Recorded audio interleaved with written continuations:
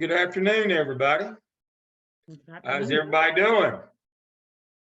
Good. Great. Great. Pam, were you going to present to the school board tonight? I did already. They went into executive session, so I had to leave. Well, congratulations. That's a good thing to get to do. And that was on the graduation project? That was on the graduation ceremony and our scholarships. So, yes. Good. That's really good. How many students did y'all have to graduate? 277. We had 178 show up at graduation. So that is higher than we normally have since we're a virtual school. So it's not like a brick and mortar school where everybody shows up and everybody's expected to be there. Yeah. No, that doesn't happen with us. So that's what I was wondering, how that kind of thing went. You know, we have to plan for everybody. Yeah. So. Yeah. And so I'm still with you. Us being online, we have the same issues at graduation time, especially for folks in the cohort ahead of y'all who are finishing this summer, but we don't have a ceremony for them. We ask them to wait till December to come. Now, last December, we packed the joint last December because everybody was so happy, because prior to last summer and fall, everybody in the program that y'all are in had just been getting certificates. And it took me 4 years, but I finally got it fixed where, y'all are getting a master's degree, a second master's degree. Well, they were all so happy, but that was an anomaly. Normally, because we're online, we have less than half of our folks come, especially now that they want to try to do it where you have to take time off from school. And so, I don't know I'd like to see everybody. I wish everybody could come, but I understand, especially if you got to take a day off work or if you got to take 2 days, like in the spring. It would be better if we still did the August ceremony, because everybody can come to that because they're not working. That's but our dean, he made that request again, but I think we're going to do it on Thursday and Friday in the spring again, where it'd take 2 days off work. I know our collaborative partners, the school districts we work with, principals and superintendents, have asked not to do that, but that didn't fly. But I just wondered how many y'all had. I know in the group that I had this spring, one of the ladies, Kelly Holden, she's AP at Ardrey Kell. Is she AP or Dean of Students? One of the others, anyway. She's at Ardrey Kell in Charlotte, and she's in charge of their graduation. They had right at 900 come to graduation. But of course, they got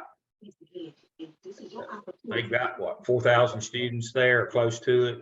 I think South Neck's got about that many now as well. They got somewhere more than 3,500, some ridiculous number. Now, when I say ridiculous, it's not really ridiculous if you organize for it, but I think all of theirs came. I think we had 3,000 when I was principal in Charlotte. We had a little over 3,000, about 3,100. But there is a big difference between 3,000 and 4,000. It gets a little harder at that number.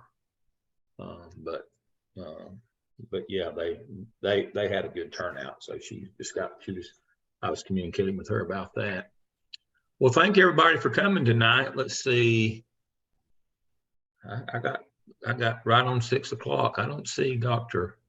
Griffin Jordan yet, but maybe there she comes right now. She's like me, coming in on that, sliding in underneath the gate like Indiana Jones. That's how I figure I'm gonna get into heaven. I'm gonna have to slide and roll under the gate. I'm about to lose a little weight between then and now and then, though. But that's how I'm gonna get into heaven. So I'm always coming in last minute. Try not to be late. So I want to do before we get into our case study tonight, as always, we'll look at our weekly schedule. We got one more week Good afternoon, Dr. Griffin Jordan. Glad that you're with us tonight. So I'll share my screen as I normally do. Hope you're doing well. And Yes. here's so next week, again, we are honored to have Dr. Griffin Jordan. She will be doing managing student conduct next week. She does a great job with that.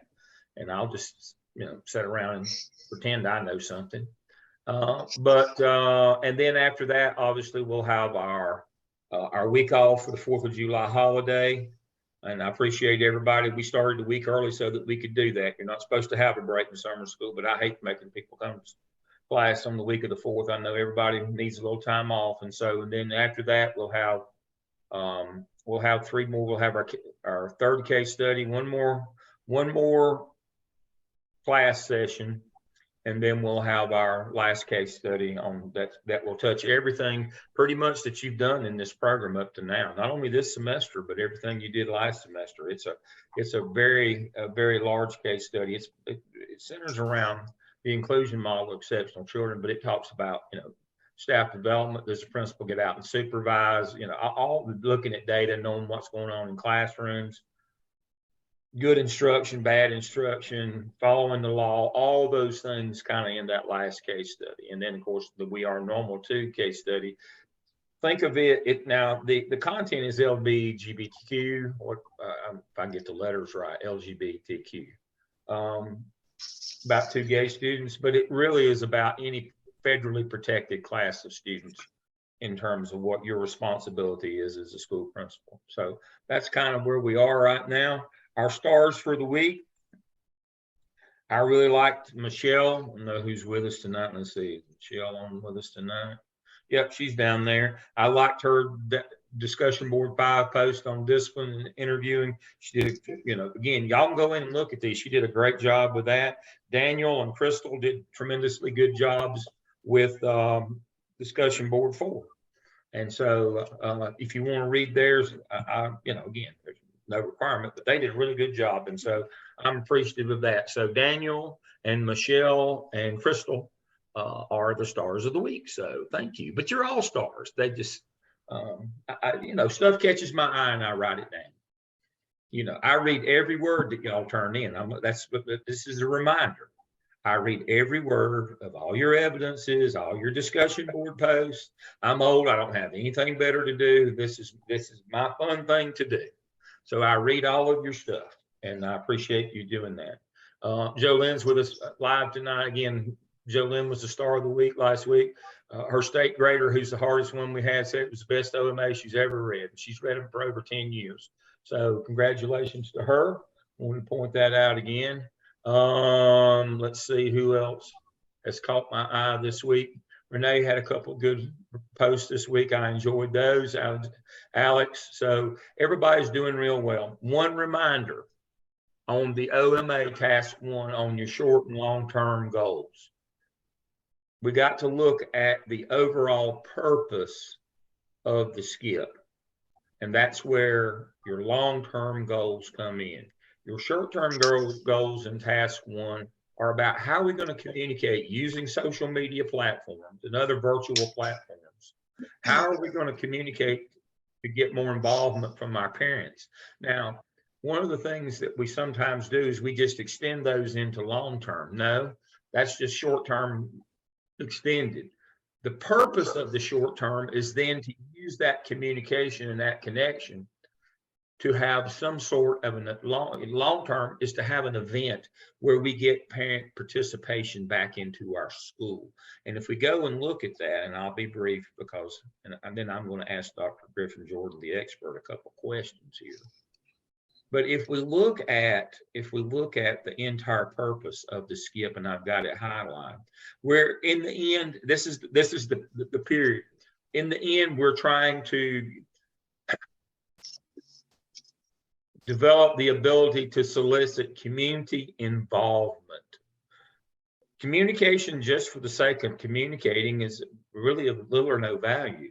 The purpose is to take and leverage that communication that you established with your community stakeholders, which are mostly parents, and then turn that into something where you can involve them in an academic activity at your school. Now, I was famous for, when I was an elementary principal, I did spaghetti dinners to get the community to come in.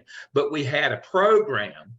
Yeah, we fed them, but we had a program. That was when we were first going to testing, moving away from the California achievement test and starting our own state testing. It wasn't even called the ABCs. It was called performance-based accountability. And this was in maybe 1991, 30 some odd years ago when I was an elementary principal. We were trying to get parents to come in so we could talk to them about state testing. There was so much misinformation flying around about state testing that if your kid failed the test and it was too hard and they'd failed the year. We needed to get those parents in to do an academic, and also help us help you help your child prepare, get rest, get sleep, tell them it's important, all the things that we do now. We didn't know much more than that back then. But that, so if we didn't have social media and all the things that we have now, didn't even have the internet. But you put out a big sign in front of the school that says free spaghetti dinner, you'll have a traffic pile up on 181 going to Linville. And so again, we're trying to communicate with them for the purpose of getting them involved in an academic reality or setting in our building, and not just come to the fun events, the ball games and concerts and that kind of stuff, because we don't really have an opportunity to leverage that into helping us help them help their child. And that's what we're trying to do. So please remember that. So I want to go back to our case study a couple of weeks ago, and then not to review it, but to think about it in terms of our case study tonight. When you become principal, within the first 1 or 2 days of you getting on your new job, and we'll see if Dr. Griffin Jordan, this may not have been her experience because she was previously there, and she also had worked with a really great principal who was there. But the places that I ever went and the experience that I've had and most of my colleagues have had is when you go to a new school, within the first 2 days that you're there, you'll get a call from somebody at the central office and you don't know who it's going to be. And they'll say, "Can we have lunch?" Well, sure. And what they've got is what I like to call the book. Now, in that book is things that you have to fix immediately. Sometimes they're financial. Sometimes they're academic because you're in charge of assigning grades. So I'll give you my example. When I became a junior high principal in Charlotte, Betty Riddle came out and said, "Hey, how you doing?" And she said, "Vicky's going to come see you." Who was the athletic director of all people? But Vicky came to see me and she said, "Here's your problem. Remember, you're only new till lunchtime the first day. And after that, it's your problem." She said, "Here's your problem. The principal that preceded you decided to take this junior high and do a 9-period day." Okay. Well, the problem with that is he's been giving students English 1 in the 9th grade credit, and they're several hours short of enough hours to get a Carnegie unit of credit for graduation. Did we not see that 3 or 4 times during this graduation season that just passed? Because of COVID, kids were short credits and they let some of them walk and some of them they wouldn't let walk. And it's been a hullabaloo all over the country. That's because of COVID. A lot of that, but the principal is supposed to catch that kind of stuff. You are the final person on the grades. And so thankfully, Vicky gave me a heads up. Betty sent her out and gave me a heads up and said, "You got a problem. You got to get 1,045 hours of instruction. They're only getting like 800 because they're doing 45-minute days, 42-minute periods, and then a 3-minute change. They're doing 9-period day. You got to fix that." That's what we're talking about. Now, tonight's case study is about a superintendent. And the whole point of this case study, you say, "Well, Dale, we're not trained to be superintendents yet. We're trained to be principals." But the metaphor here is, if the superintendent can't do it, you can't do it as a principal. See, people think that there's positions of omnipotency where you can do whatever you want. Nobody can give you permission to break the law. Even the superintendent can't. And so the example here, the exemplar for us as principals in buildings is I can't just be moving money around wherever I want. It's got to follow the kid that it came for. I can't put non-Title I kids in a Title I class. I can't take the EC teacher and move them over here and do this or that or the other. So my question for Dr. Griffin Jordan tonight, I'll give her a scenario that I got when I became a high school principal, and we'll see how she probably handled it a lot better than I did. For years at the high school where I became principal, they had a really, really good photography program. That was part of CTE, Career and Technical Education. Y'all know what that is. It started out as vocational, then it became occupational, and now it's career and technical. There's different iterations. There's engineering, there's drafting, there's agriculture, horticulture, carpentry, masonry, bricklaying, auto mechanics, cosmetology, photography. Well, photography didn't make the cut, and for a few years, what the principal that preceded me had been doing was taking a state paid English teacher position and funding that federal photography. And so when that person came out to see me and said, this has to stop today. You cannot take money from a state teaching position and fund a federal position with it. That's not allowable. We don't care that he's popular and that the community loves it and all that all the kids are going to take his class. You can't take state money and fund a federal position. So now, I probably didn't handle it the best as I should have. I called the fellow in that taught photography and told him he's going to be teaching English that fall. He was not a happy camper. I could have probably broke it to him a little more gently than I did, but you know, I didn't want to leave any wiggle room where he thought that there was any hope that he had any appeal to change that decision, and so it became rather heated. But that's, you know, people don't understand that your sole job is to carry out law and policy.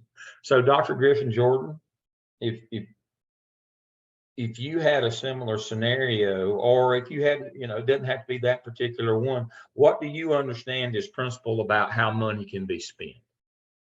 So you nailed it on, just put it right there plain. CTE and your core classes, your English, math, social studies, science, two separate pots of money that cannot be blended.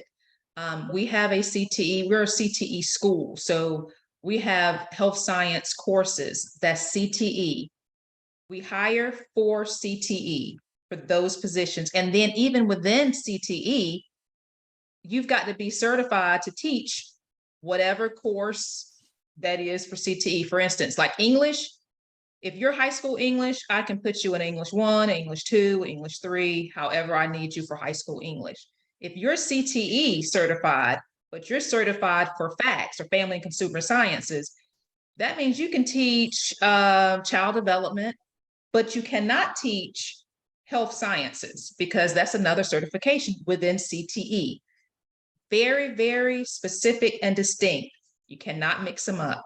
So in this case, having a staff member that some kind of way is certified in English that started to teach photography because he was great at taking pictures is a no-no. And like Dr. Lamb said, once you come on board, you can't say, well, I let that happen this year because that was before I got here. No, you're there now. It's going to be you immediately. It is you. So yes, he will be teaching English. He will not be teaching photography. And I know photography is loved. If we have the funds or we can get an allotment to maybe post the photography position for CTE, great. If not, he will be teaching English. Now, I would also tell him, you know, if you like to teach photography, then here's the information for licensure. You can go back and get your CTE certification in the arts. That will be fine. But while you're getting your certification, you need to be teaching English because that is what you're certified to teach. So that is, you did the exact thing that I would have done, Dr. Lamb, and I would have done it quickly. And I would explain Yes. to him, it's not me. I'm just following the rules. Yeah. I mean, as soon as she left, I got him on the phone and had him come to the building the next day to tell him that this is, don't be making any other plans. Mhm. You know, there is no wiggle room here. There is no appeal to this decision. This is a straight funding issue. We no longer have an allotment for this program. And even now, to Dr. Griffin Jordan's point, if he wants to go get certified in that and find another school that offers that, he's free to do that. But we weren't ever going to get that back in Charlotte-Mecklenburg. That they ended that run. They sunset that program for whatever reason, good, bad, or the other. But they sunset that. There was no, it wasn't just at our high school, the other 20 high schools, and it went across the board. And so now if there was some rural area somewhere else in North Carolina, maybe that still had funding to do that or hadn't sunset the program, then he was welcome to go there. But the overarching point here is the easiest thing to track, folks, is the money. And just like the example about the grades for the English 1 when I was a junior high principal, it's easy to track time too. If you can multiply 180 days times 42 minutes, you'll know that does not equal 1,100 hours. If somebody's got a calculator handy, they can do that right. And so, who's texting me here? Not important. And so, I mean, it wasn't like, so if we do 42 times 180 equals divided by 60 equals, what is that? 1,000, just about 1,000 hours, something, not quite even that. And you got to have considerably more than that. We were like, I tell you what we had to do. I tell you exactly what we did. We put kids in summer school for 2 weeks to make up for the time. That's what we had to do. And the local had to pay for it, by the way. Kids had to come, that group of 9th graders, before they could go on to the senior high in the 10th grade, had to do 2 weeks in summer school. That's how much time they calculated that we were short. They had to come 4 hours a day for 2 weeks, for 10 days. They were 40 hours short somehow.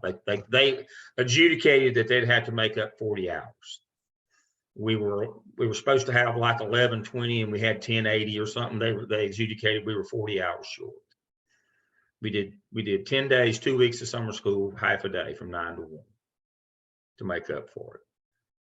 And the district had to pay. So you can imagine they were not happy campers. And what do you think about those kids and those parents? Well, they were matter of fire. Something as simple as we're going to shave 3 minutes or 7, I think it was 7 minutes a period off over the course of the year. Well, that 7 minutes adds up again. That's easy math. That's 7 minutes a day for 180 or 185 days equal to 2 weeks of summer school, 40 hours. Now, if I think if we'd been at 50 minutes, we'd have been fine.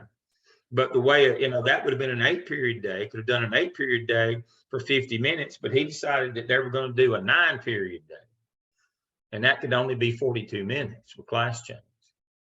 Well, that sounds, that don't sound like a big deal until the state does the math.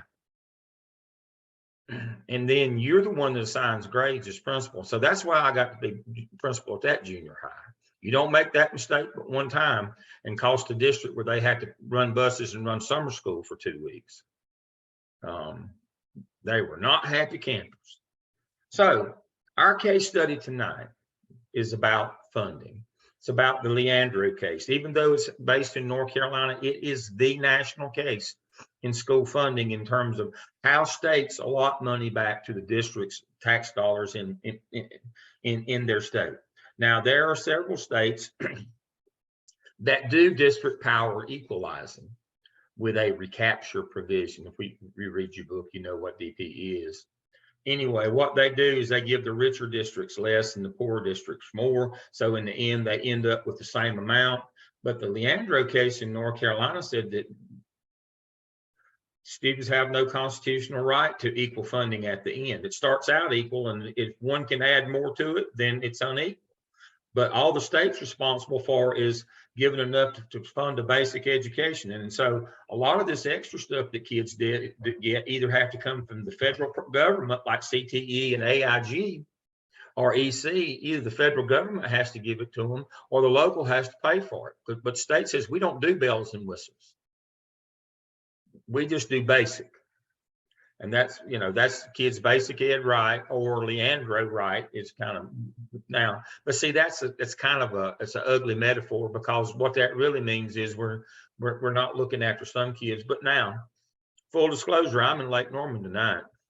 Lake's right there. The neighborhood that I live in here, people got more than they'll ever need. But they would fight you to the death if you said we were going to take some money away from your kids here in Cornelius and give it to those down there in Huntersville where it's poorer. They'd assassinate you before dark. So don't think that people would say, yeah, that's kind of the right thing to do. You know, it's that NIMBY, not in my backyard, you know, not taking mine. So that's a piece of this. And so the overarching piece is even the superintendent, as we found out, as the superintendent, the former superintendent, the immediate former superintendent in Chapel Hill, Carborough, found out, you cannot manipulate money to do this, even if you think it's the right thing to do. And by the way, under case study 2, there's the link to that article about what she tried to do. I mentioned it last week. So as we go, I'll share my screen as we go to our first group. We finished last. The group that finished last time will go first, but I'll share my screen right quick, and we can look at that. Let's see, I better close some of these feedback studios that I got going on here. Here's the article. This was from just 2020, folks, short time ago.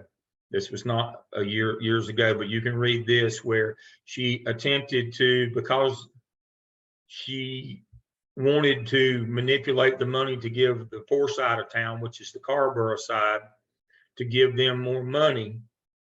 And she knew that she couldn't do it just straight up. She hired a consulting firm, and they hired teachers and got extra teachers, reduced class size, and did all that thing on the poor side of town, until one of the grandparents on the rich side of town, the Chapel Hill side, who had a granddaughter in school, knew the law and said, you can't do that.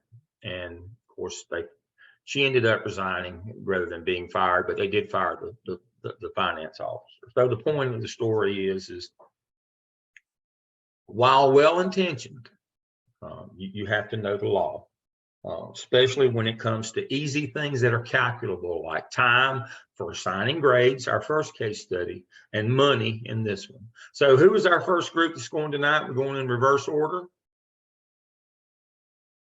So that would be Renee's group. All right, and Pam. All right. I'm interested to see what you got to say.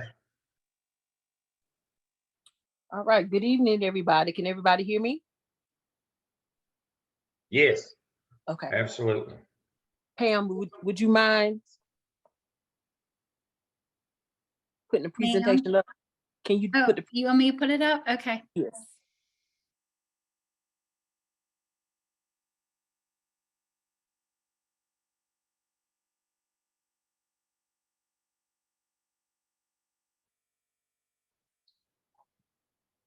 All right. Can everybody see the screen? Yes. Awesome. Thank you, Dr. Lamb. Okay, for our case study 2 tonight, in our group, we have Alicia Graham, Treva Fletcher, Pam Heltzer, Shannon Hensley, and Renee White. Next slide. Our agenda tonight, we're going to go through the background of the Leandro case, timeline, the letter to the community, and the ethical paradigms. Next slide. I will be talking about the background information on the case. In 1994, a lawsuit was filed against North Carolina by parents in Hoke, Halifax, Robeson, Vance, and Cumberland counties. These are 5 low-wealth school districts. They filed a lawsuit against the state of North Carolina. Leandro is the family originally named the lead plaintiff when the lawsuit was filed. The issue was the children in these counties in North Carolina were being denied their constitutional right to a sound basic education, and there was insufficient state funding. The plaintiff, which was Leandro, stated that the wealth of the child's family and community should not determine the quality of their education. The defendant, which is North Carolina, held the position that the state had a responsibility to fund schools, provide teachers, books, and the rest was up to the children. Next slide. Well, the court denied the state defendant's motion to dismiss. The case went to the Supreme Court in 1996, 1997. The plaintiff, Leandro, won. No, no, they didn't. They didn't?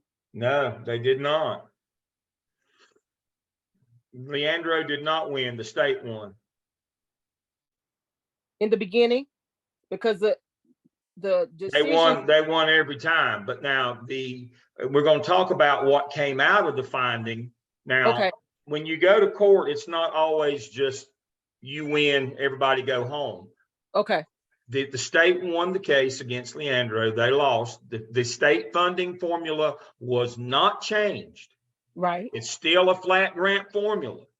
right, But the judge said, you've got to give these low wealth districts some extra money to make up for their capital needs, because you make them pay for their capital. Since 1966, the state of North Carolina makes the districts pay for their which is their buildings. They make them build and keep up their own buildings. And that was the argument, is because we're burdened with keeping up our own buildings, we can't put any money on the education side. We're having to do it on the capital or the facility side, and that doesn't help educate a child.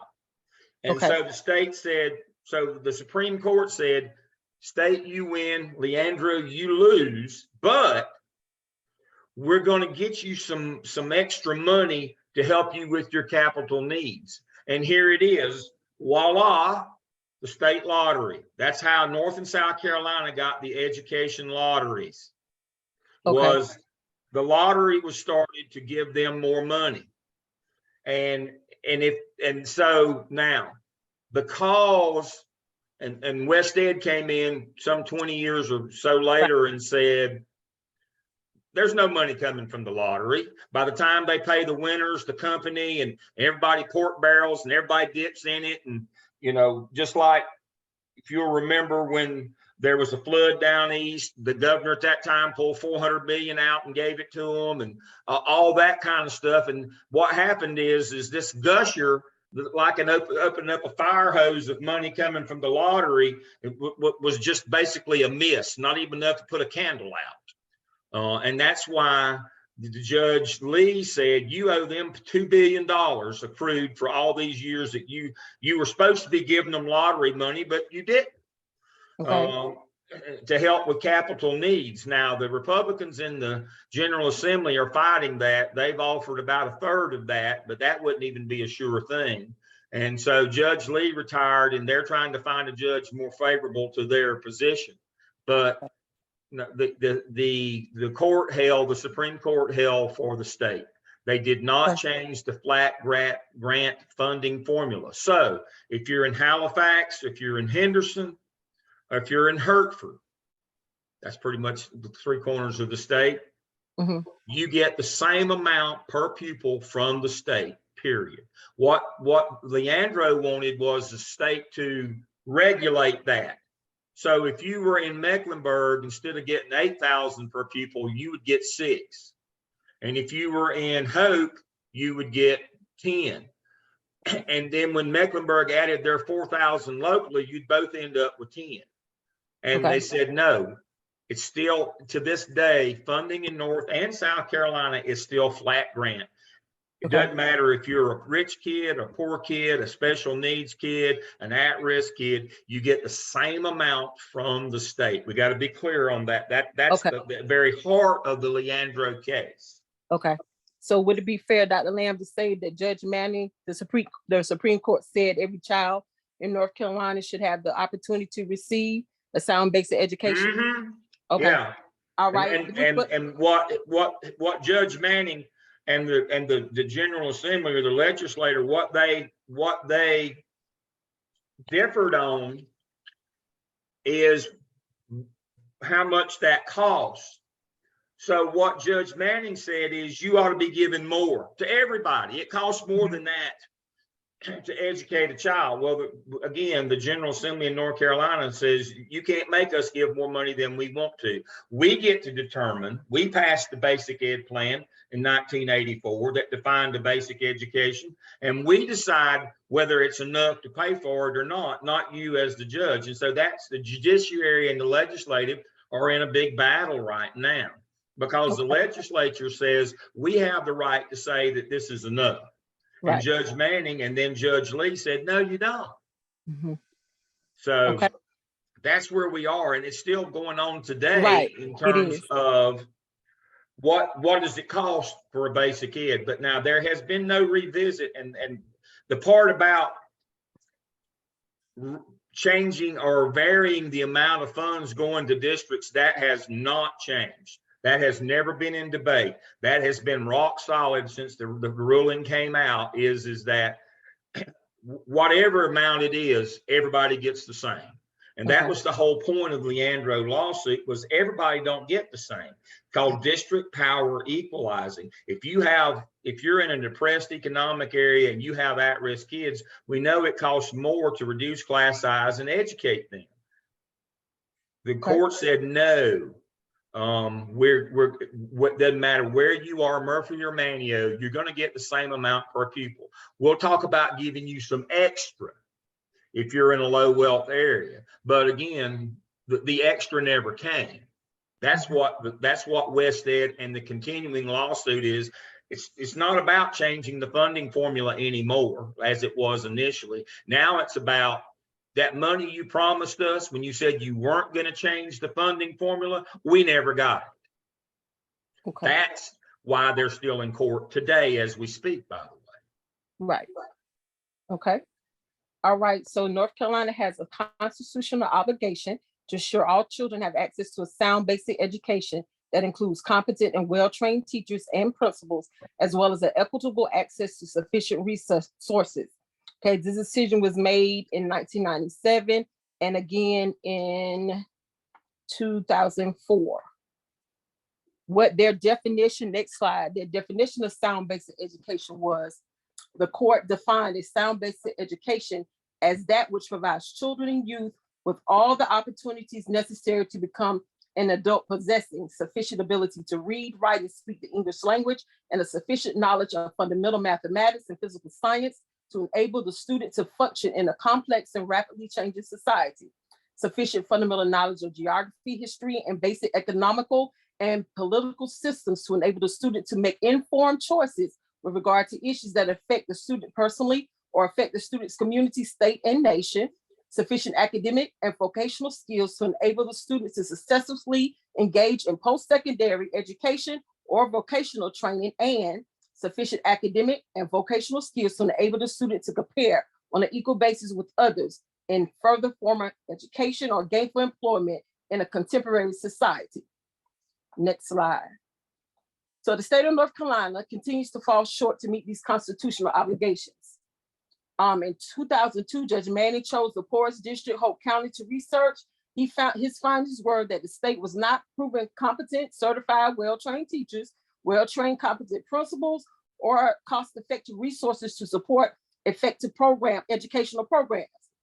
Then Leandro 2, Hope County Board of Education versus the state. The plaintiffs wanted the state to be held liable. So trial proceedings continue with the calling of witnesses. The liability judgment confirmed Leandro 1 and Leandro 2 remain full force in effect, which simply means it wasn't going anywhere, okay? On the next slide, in 2015, Manning retires. North Carolina is still not meeting their obligations. 2016, Judge Lee is appointed to handle the case. 2017, Lee appoints an independent consultant, which Dr. Lamb just said, West Ed, was appointed to investigate and recommend a plan to rectify the violations, and here are the violations there that's listed. And here's a picture of Judge Lee on the side. Next slide, here's Judge Lee consent order. It's listed there. And And as you then- can see in that list, nothing in that address is changing the funding formula per pupil. Yes, sir. It's all about this is what y'all are not giving them the extra money to pay for. You owe them $2 billion. Okay. That's the dollar fee. I didn't make that up. He said, this is the Billion. stuff that you're not giving them that you were supposed to for the last 30 years. Right. You owe them $2 billion. And Judge Manning, I heard some of his recordings. He didn't play. No, Woo, I'm telling did you, not- but that's just like when we dropped remediation in Charlotte Mecklenburg and let all those kids fail in order so they wouldn't be taking the state test. When we went to high school accountability model in the late 90s, he called it genocide. I mean, he just blistered us. That superintendent had to resign and leave. Yes. Yes. I was high school principal at the time. Judge Manning didn't play. Now, Judge Lee has since retired too, unfortunately. Okay. But I was in the gallery at the last big argument. Now, again, full disclosure, I was on the losing side. I was on the actual Leandro legal team. I was on the losing side from the Institute of Government, Chapel Hill, before it was at the Friday Center, when it was still on campus. So I was in the gallery when Judge Manning blistered him. I was there when Judge Lee blistered him. I can tell you, but unfortunately, no money has come even yet to today. And Judge Lee said, you owe $2 billion, $2 billion with a B. And they said, you can't make us pay. You can't force us to do that. We say that we were giving them enough for a basic ed and we get to decide if it's enough or not. And he said, no, you don't. You can't be judge and jury here. You can't, you're not an independent arbiter of whether there's enough for a basic ed. You just say, we fund a basic ed and whatever we give you, that's what a basic ed is. No, there's got to be a definition. And that's what he wrote out here, is what the definition of, you would have to fund this for kids to get a basic education. And since you've been short, this is going to cost $2 billion. So now the rest of the story, I just did some quick math here on a piece of paper. And I'm looking at my years of service. And so I was a school administrator at the building level. I was principal for 14 years. 3 of those years after, I'm so old, 11 before Leandro, plus my teaching. So I was in the business 17 years before Leandro. I was in the business 15 years after Leandro. That's before I've been at Gardner Webb for 12 years or so. But what I'm telling you is, as far as I know, the 15 years that I worked either as a principal or an assistant or associate or deputy or superintendent, I never saw a penny. I never saw a penny of lottery money, ever. Not one penny that I could tell you that somebody said, here's this from the lottery. Not one penny. Now, why didn't I see any? Because I worked all those years in the highest wealthy district in the state. But we had at-risk kids and never, ever got a penny of lottery money for them.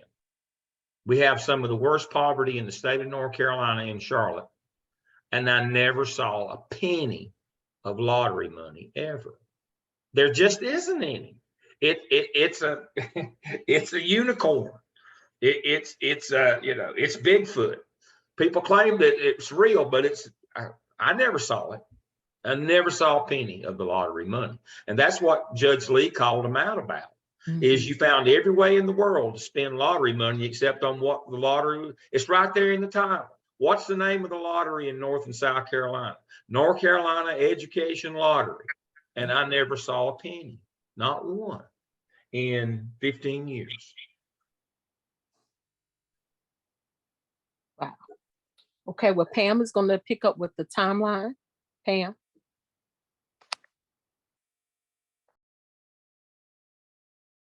Sorry, I was trying to unmute myself. So Dr. Lamb, with the lottery money, I want to go back to that if you don't mind. No, So in South Carolina, supposedly it goes to our children for scholarships for the Palmetto Fellows, the Life Scholarship, and the Hope Scholarship. right. So it's supposed to It's go a, to it's, scholarships. what is it? Is it 1 or 2%? It's a ridiculously small percentage, and it goes and It it's pushed is. out. It is pushed out to families. What I'm talking about, but none of it ever comes to schools where it could actually be utilized. It's like pork barrel. It's like payola. And in North Carolina, it's politically partisan, and they build projects, and most of it gets stolen. But they build projects that they don't need in places that don't need them. Just north of me, right across the water, is Iowa County. I'm all the way at the very top of Mecklenburg, where Charlotte is. They built a little place up there to train people to work for NASCAR. They use lottery money for the NASCAR Institute. Oh, wow. Really? Oh, gosh. Well, So they built also, a cafeteria up at was it Stokes County High School? They built a cafeteria because they couldn't figure out how to do 2 lunch shifts.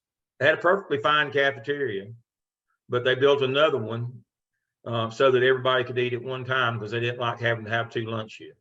I can't make that up. I'm not smart enough. oh my gosh. I mean, that's what I'm talking about. It's just completely pork barrel. But like you're talking about in South Carolina, fam, they do these opportunity scholarships, but it's such a small amount of money, it doesn't change anything. But none of the money comes back to schools. What was the original intent was to fund schools better, Right. so that they could actually do a better job educating kids.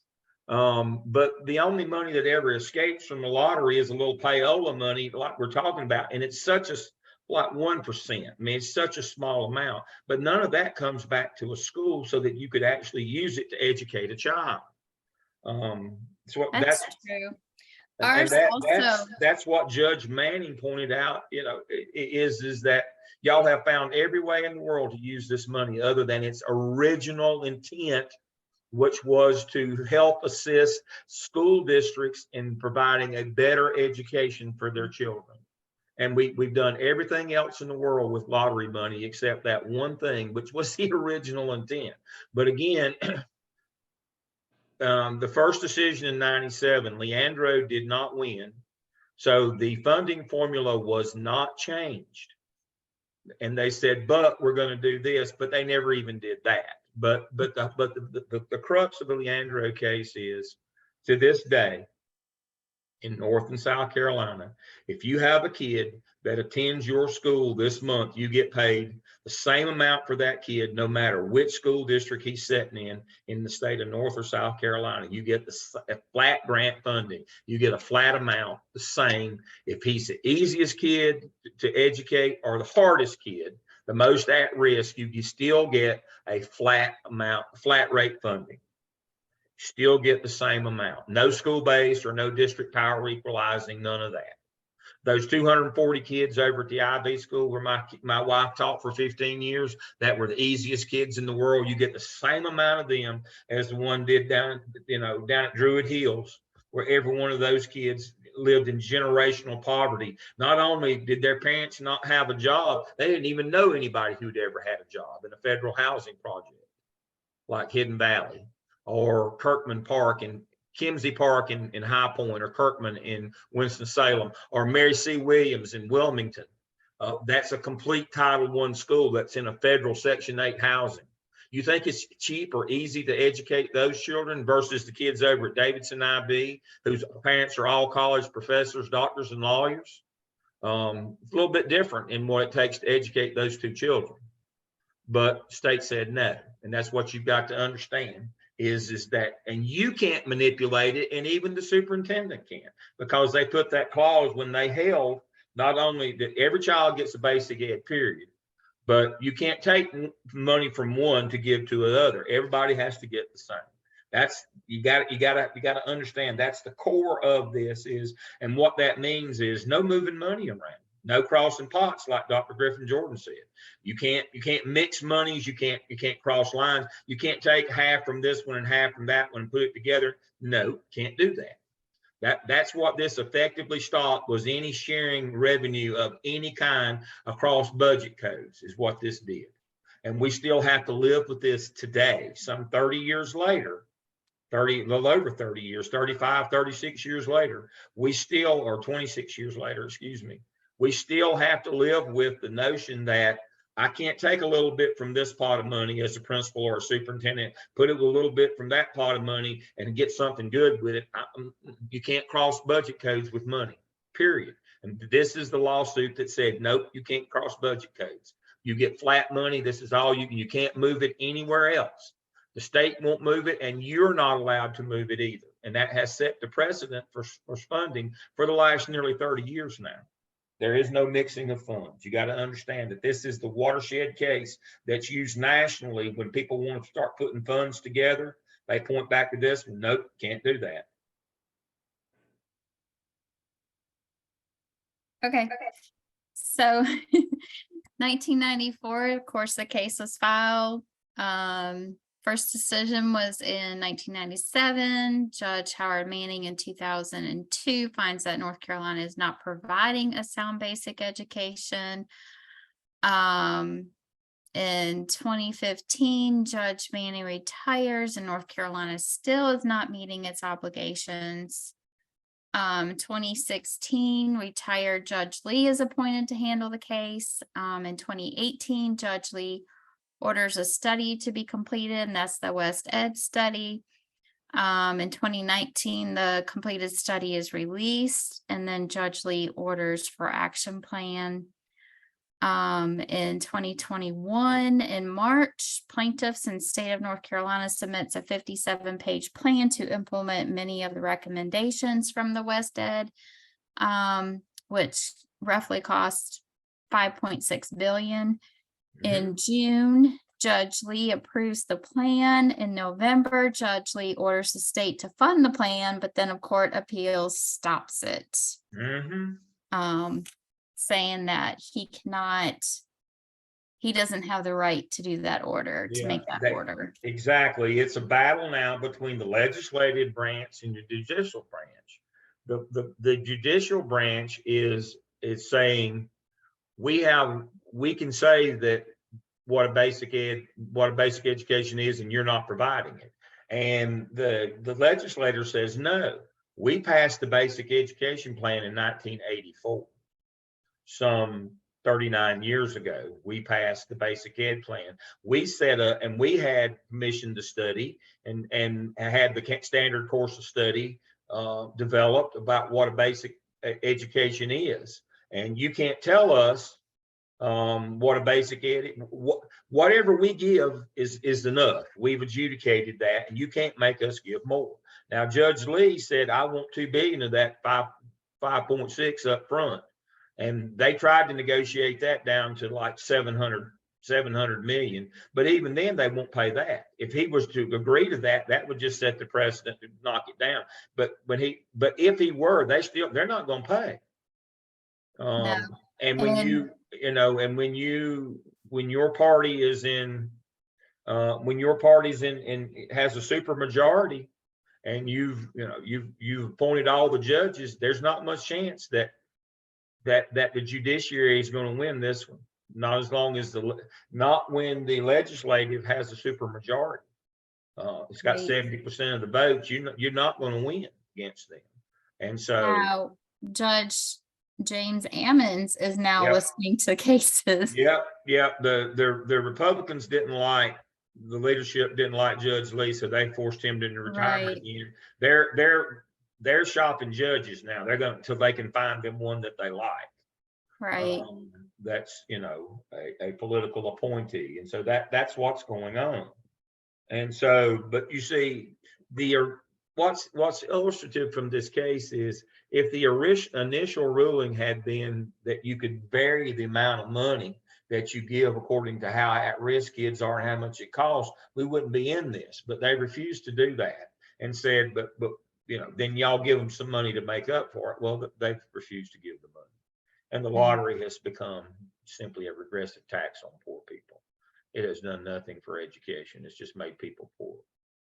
And if you don't know what a regressive tax is, you ought to Google that. And so, So basically, he ordered 677 million, but they want it down to 376 million, and they're Yeah. still saying he doesn't have the right to do this. that's what I'm talking about. They've already now they're wanting, you know, they originally offered like 8, and then it went to 7, then 6, and now they're offering 3. That's what I'm talking about. If you agree, they'll drop the all, you know, keep on going. They're not ever going to pay anything. As long as they have a super majority in the legislature in North Carolina, they're never going to pay anything.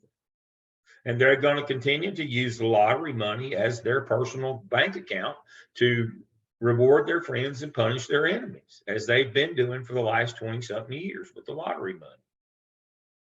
You know, our lottery money, payola. it also helps our kids take dual enrollment courses because they can get the lottery tuition assistance. Yeah. So it also helps with that too. Yeah. But And you're again, right. that's political. I mean, I'm not Right. poo-pooing that, but that's political payola. Again, that's not helping kids educate kids better. Schools educate kids better. Correct. Again, that doesn't improve your educational offerings. That's just so that you gave me this money, I'll vote for you now. That's that's strictly a pay-for-play deal. I mean, that's what that is. They have twisted the lottery money into basically a slush fund for campaigning for their political party.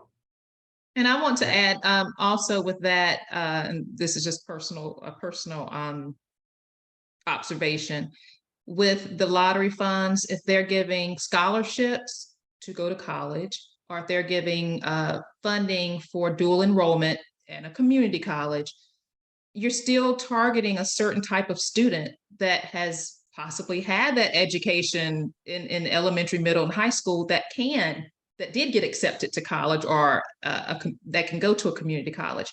You still have GPA requirements. So those students in the low wealth that really didn't get the opportunity to possibly even graduate because they, you know, just didn't have those opportunities, you're still leaving those out. So as Dr. Lamb mentioned, political, you're getting the people that were more than likely are going to vote for you now, the parents whose children are going to college and are able to get those scholarships.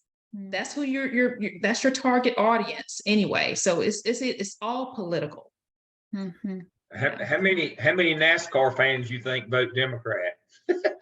I couldn't even get that out without laughing. I live here in the, just south of, well, it's actually we did have, Michael Waltrip did have his shop here until he went out of business on our exit. He bought the movie theater here in Cornelius and put his shop in there. And Joe Gibbs is right out the road. I mean, they're all around here. But now, if you know anything about NASCAR, I'd say that's about 99% votes one way and that maybe 1% the other way. But again, it's just political payola. And Dr. Griffin Jordan's exactly right. The kind of kids that you're talking about, you're just paying their parents because we know who their aspiration. We know what way they most likely vote. We're giving money to them. The intent of the lottery was to put money in schools to develop, reduce class size, give low wealth kids an opportunity rather than having 30 sitting in their room, having 15 sitting in their room. That was the notion, was to improve the quality of the basic education that these kids were getting, to give them an opportunity to maybe be aspirational to go to college or community college later. But when you get a super majority in the legislature, you can do with whatever you want to with it, because you can override the governor's veto or anything else you want to do. And so it's just become pork barrel. It's just become money to reward your friends and punish your enemies. It does not go to schools.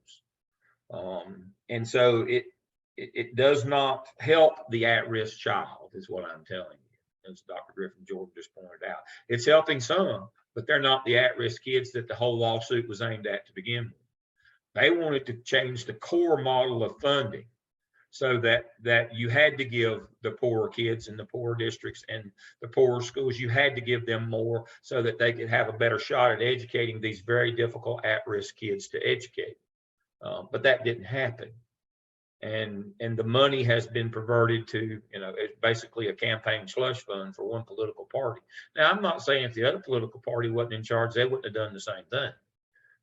But when you have partisan politics and one gets enough control that they can get in charge in a supermajority, they can do whatever they want. And they just keep ignoring every judge and they push the last one out, got one they think is going to be more favorable. Now, but in the end, they'll never pay a penny. There's nobody to make them pay. Mm-hmm.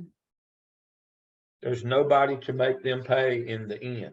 But that's where we are now. And so that's the notion. So let's talk about the superintendent's letter to the community. As you say on the screen, it's not appropriate. Why? What's he trying to do?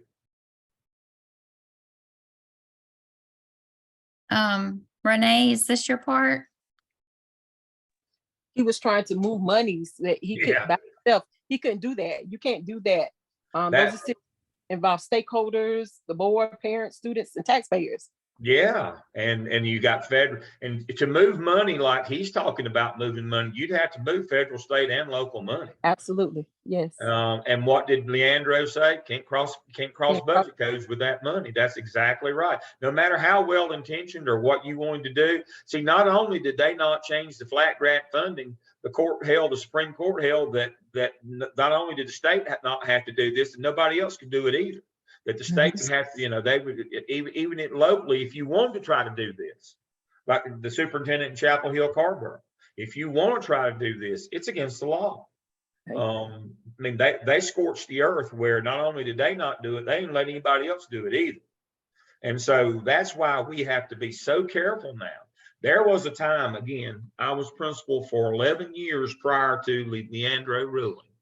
I went back and looked. There was a time when I could take and bundle funds and get a new position or get something else. After Leandro, that was all over with. Yeah. Dr. Lamb, I know some superintendents feel they give in some districts discretionary line items, and they, that's where they get in trouble. Yeah, exactly. Because it's discretionary don't mean that you can spend it illegally. That's a great point. That's a tremendous point. That's what the superintendent in Chapel Hill, Carrboro did. She was spending her discretionary money, but she was spending it illegally. Mm-hmm. Perfect example. So discretion doesn't mean that we throw the law and the rules out. That's a great point.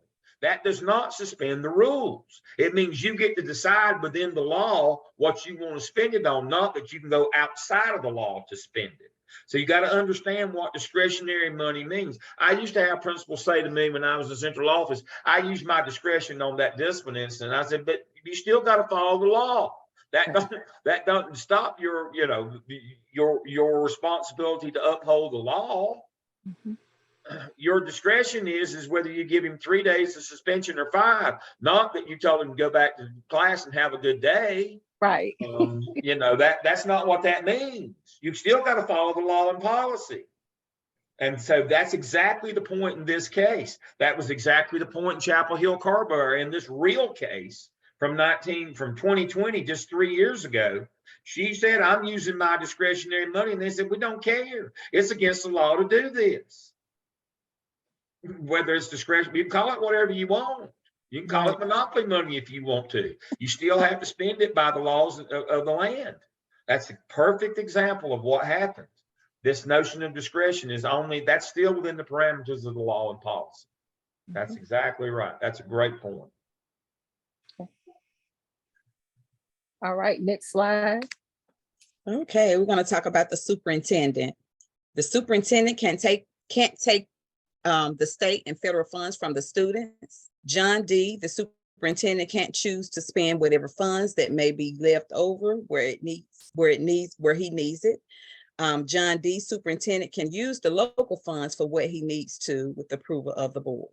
Next Yeah. slide, please. Now, one of the problems with that one, and that brings Okay. up a great point, with the Okay. approval of the Board of Education. The problem that you get into there is we dip our toe back in the politics pool again, because in North and South Carolina, boards of education are unempowered.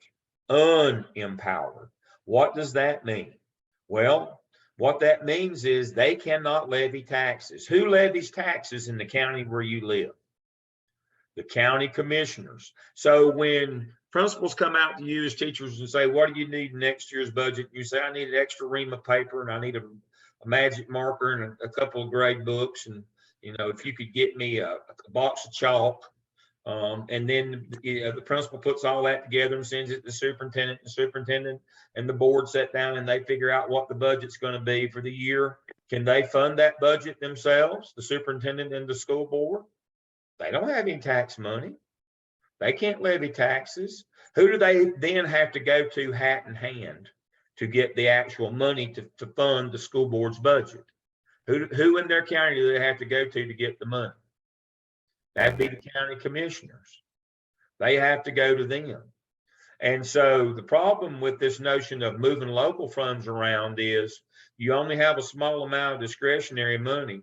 And if it's not in that school board's budget, even if they thought it was a great idea, they would get in trouble with the county commissioners who fund that budget. And since we have gone to mostly district-wide county commission elections where you're not elected at large, like I said, for District 1 in Mecklenburg, I think, yeah, I'm in District 1. Yeah, they redistrict, so we're 9. We were 5, now we're 1. So in District 1, do you think that the county commissioner for District 1 would like it if you took a bunch of money and gave it to schools, let's say on the south side of town rather than up here in the north?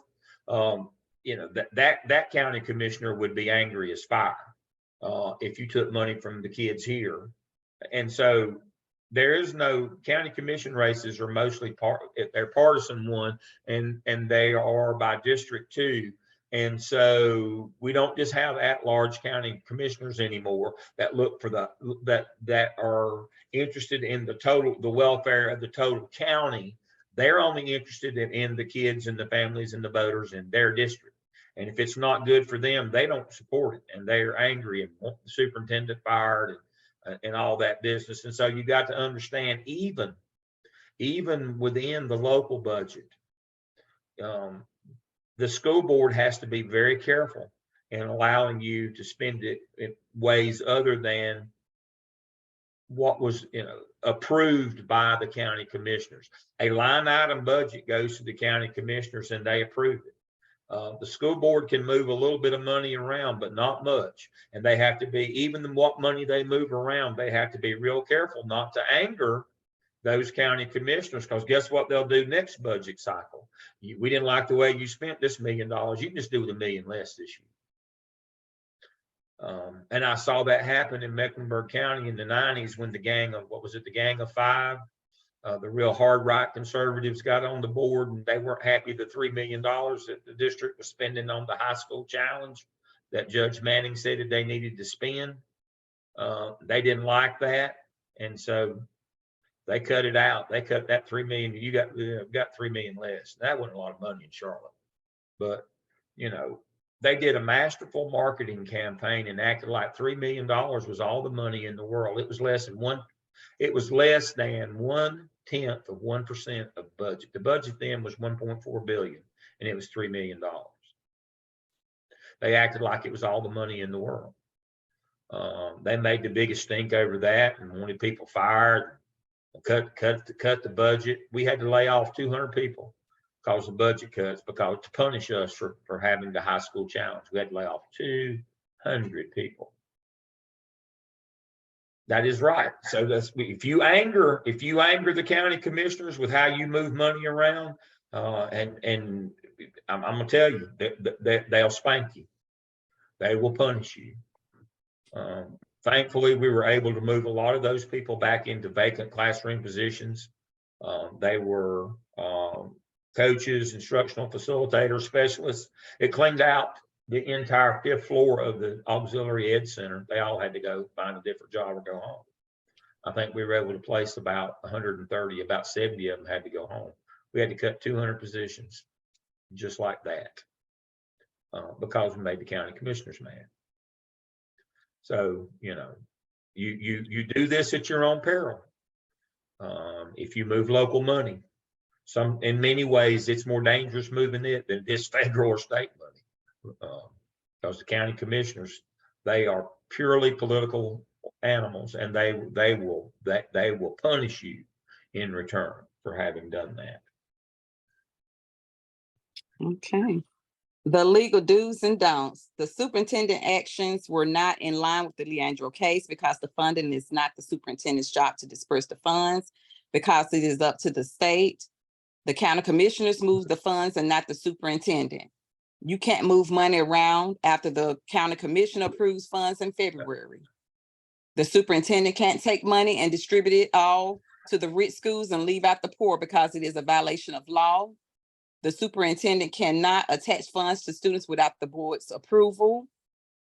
We know that legally the superintendent cannot take away federal funds from students. He can, however, spend leftover money with the board's approval. Mm-hmm. Okay, next slide. Law. Of equal significance, the Supreme Court ruled that the state of North Carolina, not local school districts, have the ultimate constitutional obligation to actively safeguard and successfully deliver every child's Leandro's right, no exceptions, no excuses. That's the part of the law that says North Carolina sets how much is a basic education cost, and that they're not going to change the flat funding, and neither can you. No exceptions, no excuses. Every dollar has to go to the child it's intended. They're making it like they're doing something good for kids, when in fact what they were doing is telling poor kids to go fish. Is exactly what that means. But in the end, what that means is we're not going to change it, but we're not going to allow you to change it either. You cannot take the money we send you, per pupil, and say it's $10 million this year. You can't take and give some over here and more over there. It's got to go exactly to where we say it has to go. That's what they're telling you. And even if you come up with this wonderful plan where you give this school more than that school, no, you cannot do that. You get the amount of money you get based on the number of kids you have, period. Not how hard they are to educate or how far behind they are. Okay. But the court went on to rule that children, indeed, all children residing in North Carolina, have a fundamental state constitutional right to the opportunity to receive a sound basic education. As Alicia Graham said earlier, the North Carolina Supreme Court held that all children residing in North Carolina have a fundamental state constitutional right to the opportunity to receive sound basic education. In a later case, King versus Beaufort County of Education is 364, North Carolina 368. The North Carolina Supreme Court relied on the standard to find that students who are suspended have a right to alternate education unless the district can articulate a substantial reason why it cannot provide alternate education. Next slide, please. And I just threw this in there. I was wanting to give you guys something to think about. Choose law over lights. And what I mean by that is, just remember, you must make the right decisions of choosing the law instead of pleasing others so that they can like you. Okay. Ethical concerns and paradigms. Will all students have a fair and equitable chance in this process? In the decision, was all parties that was impacted involved? Is the superintendent following the law? Justice. Based on all the needs of the students, manipulating state funds to assist these areas. We're talking about fairness. Student-based budget is a great idea, but you must follow the law and policy. So great to have a great idea, and great reasoning does not always translate to be a lawful purpose. Care. The superintendent cares about the success of all students and well-being. Developing the student-based budgeting The superintendent heard the principals out, and this was helpful in decision-making on the program. Critique. Some people would argue that student-based budgeting is not a wise budgeting plan because it will cause schools to lose money, and this in turn will cause the loss of teaching positions. SBB seems like a good idea to allocate money to more students in need, but the way the superintendent handled it was against the law. Profession.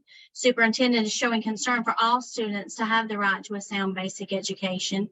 He is promoting social justice in that he wants equity and education of all students.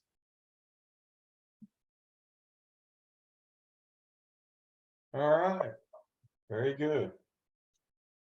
The Leandro case is tough to understand sometimes because you read from the language of the case, but you got to understand they're being facetious with a lot of their language. Oh, we're protecting every child's right to a basic education. No, that's not really what you're doing. You're continuing to determine who the winners and losers are in this.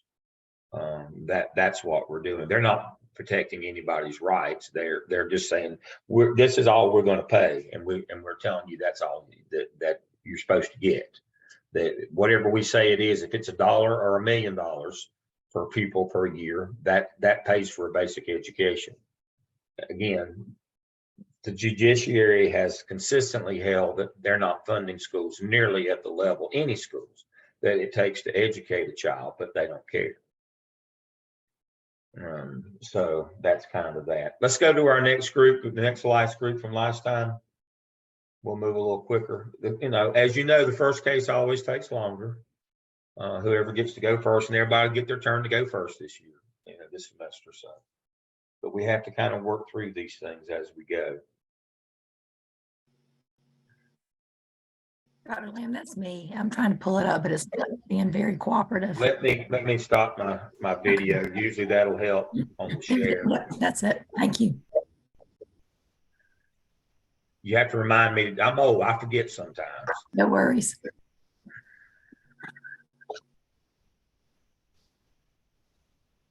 Okay, can you hear me, Jolene? Okay. Yeah. All right, so we're gonna go ahead and get started with our case study. Myself, Jolene, Sherry, and Elisa. All right, so we're gonna go ahead and jump in with the case. We try to keep it as condensed as possible because there's so many different pieces, so many years. And like Dr. Lamb was saying, some of it is kind of, wasn't really easy to understand. So I definitely understood that when you said that. So the claim, in a nutshell, the low wealth counties can't provide supplemental programming like counties with more financial resources, resulting in inequity.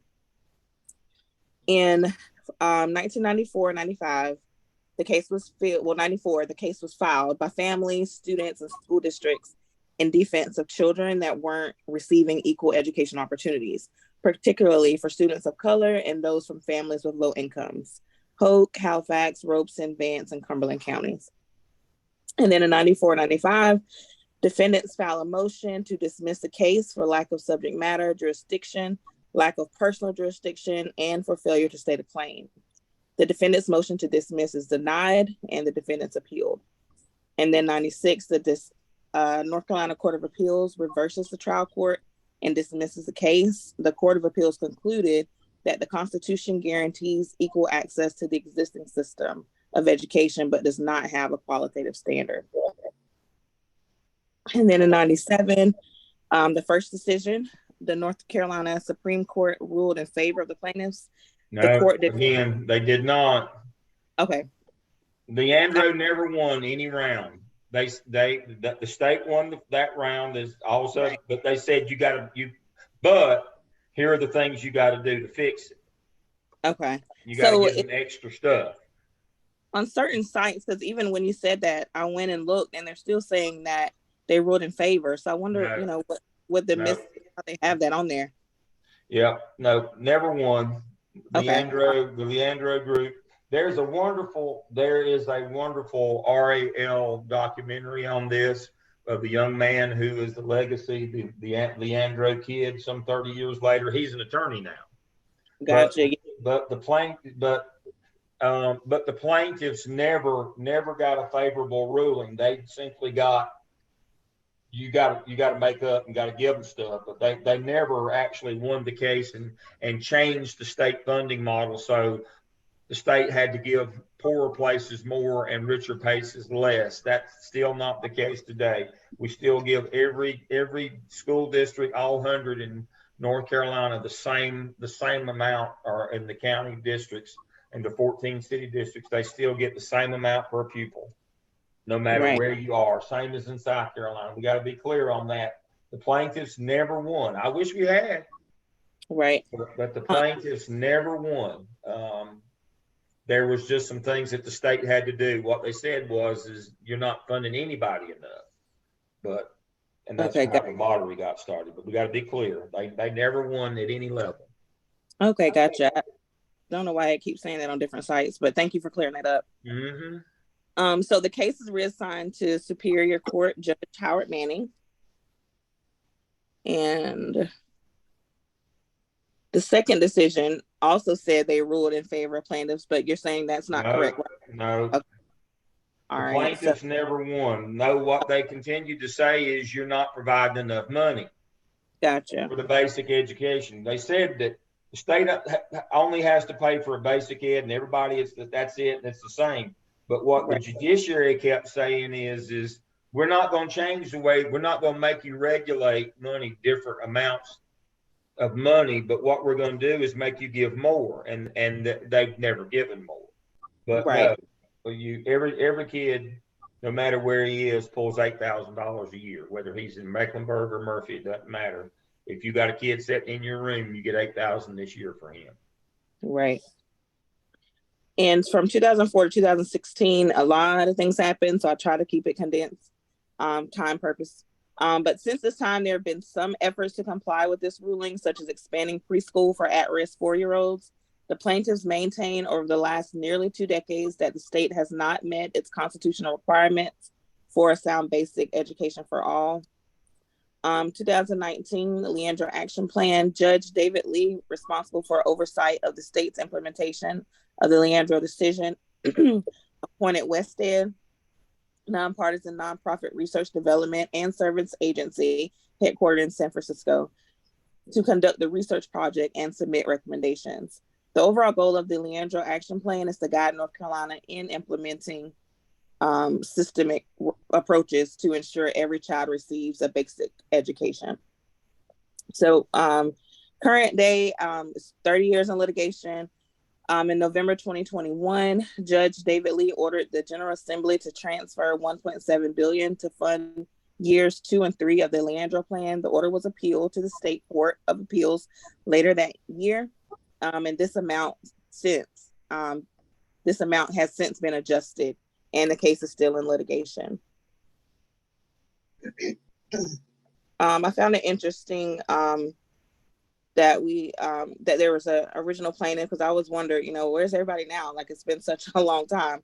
And so I found this quote from him, and he said, "As an original plaintiff of Leandro, I understand what a struggle is like.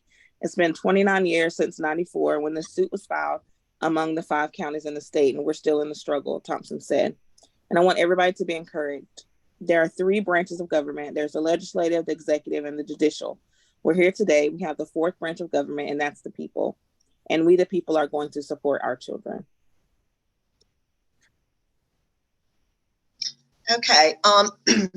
As Rosa mentioned, the Wested report is a result of the 1994 Leandro case. This comprehensive report provides an overview of the educational system in North Carolina.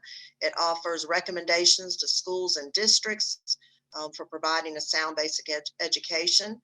The Wested report provides recommendations on curriculum, students with disabilities, instructional strategies, and leadership responsibilities. And just as a side note, like Dr. Lamb mentioned, the case is named after Rob Leandro, a student from Rayford, North Carolina. He was an 8th grader, and his mother filed the suit on his behalf. He went on to Duke University and is now a lawyer practicing in Raleigh, and I believe he practices healthcare law. So went to be very successful.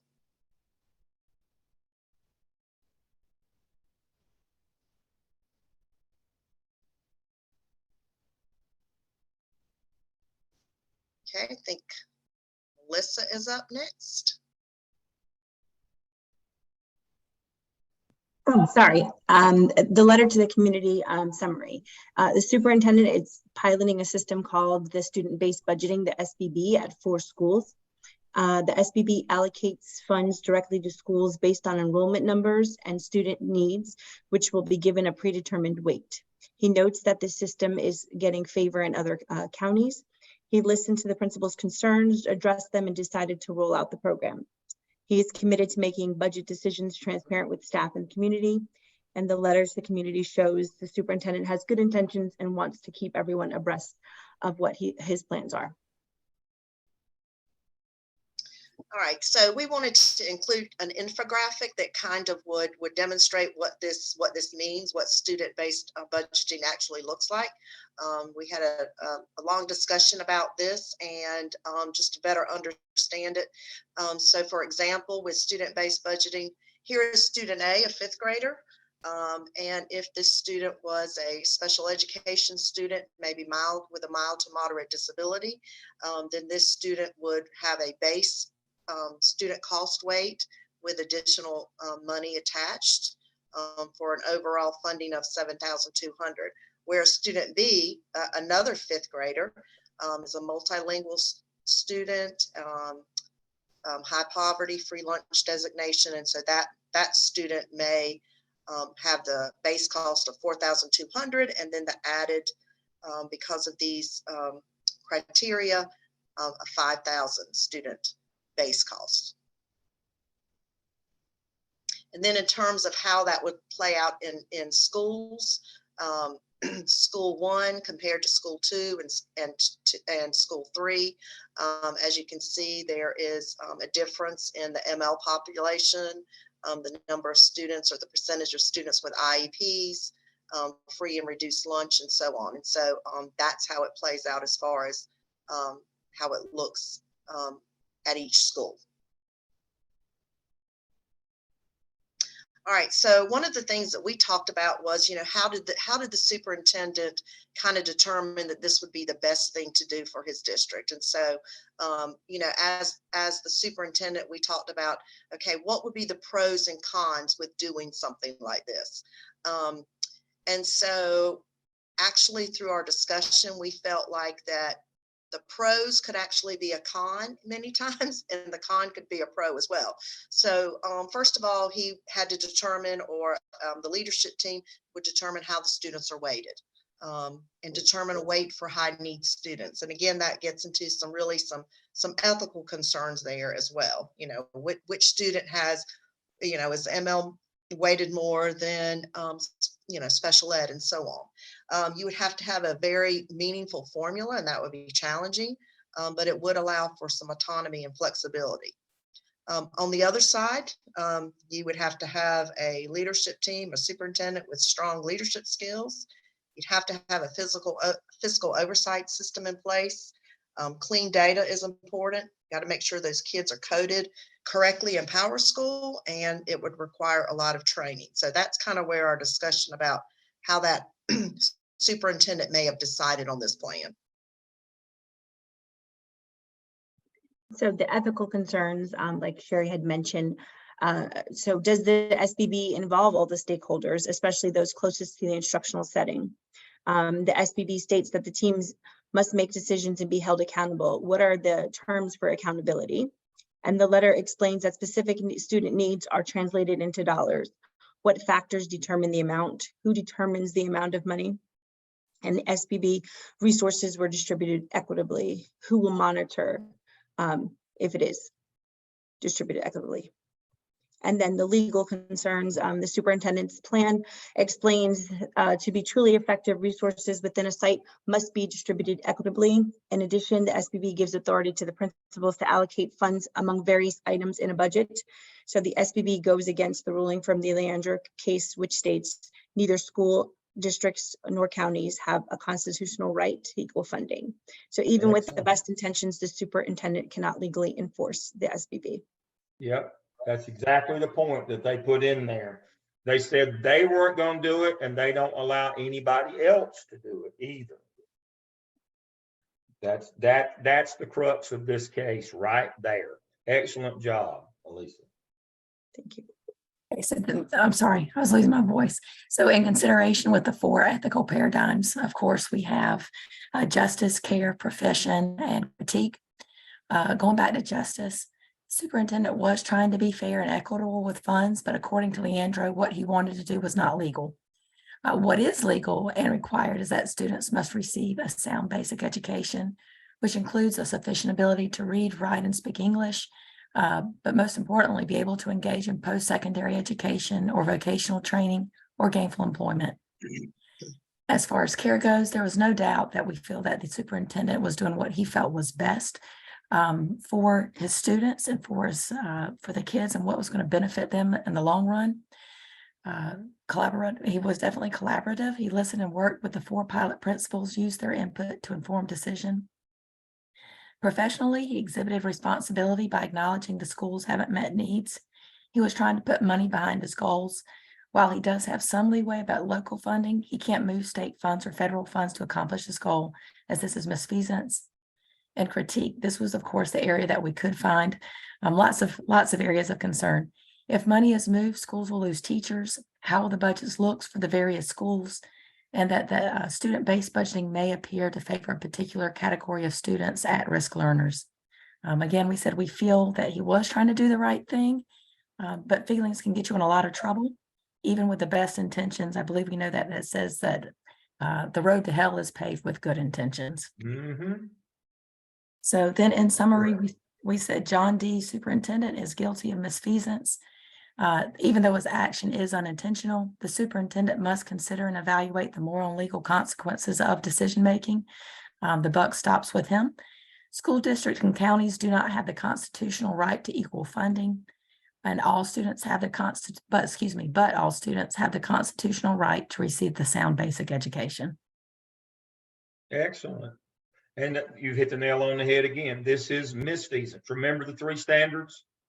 Misfeasance, malfeasance, and nonfeasance. Our first case was a case of malfeasance. The teacher did the wrong thing, knowingly did it wrong. She took a shot at the kid. This is a case where malfeasance. He did the wrong thing. Didn't know it was wrong, but he still did the wrong thing. And then we'll have a case this semester that has all 3 in it, and then we'll have one that's simply a case of nonfeasance, where it had a duty to act and didn't. So we're trying to present all of those, but that's exactly right. So you can go ahead and stop your sharing while we're getting ready for our 3rd group, who was the 2nd group last time.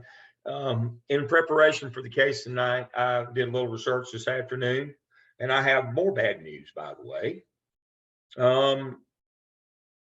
8 years ago, there were 33 states and the District of Columbia who did some form of student-based budgeting.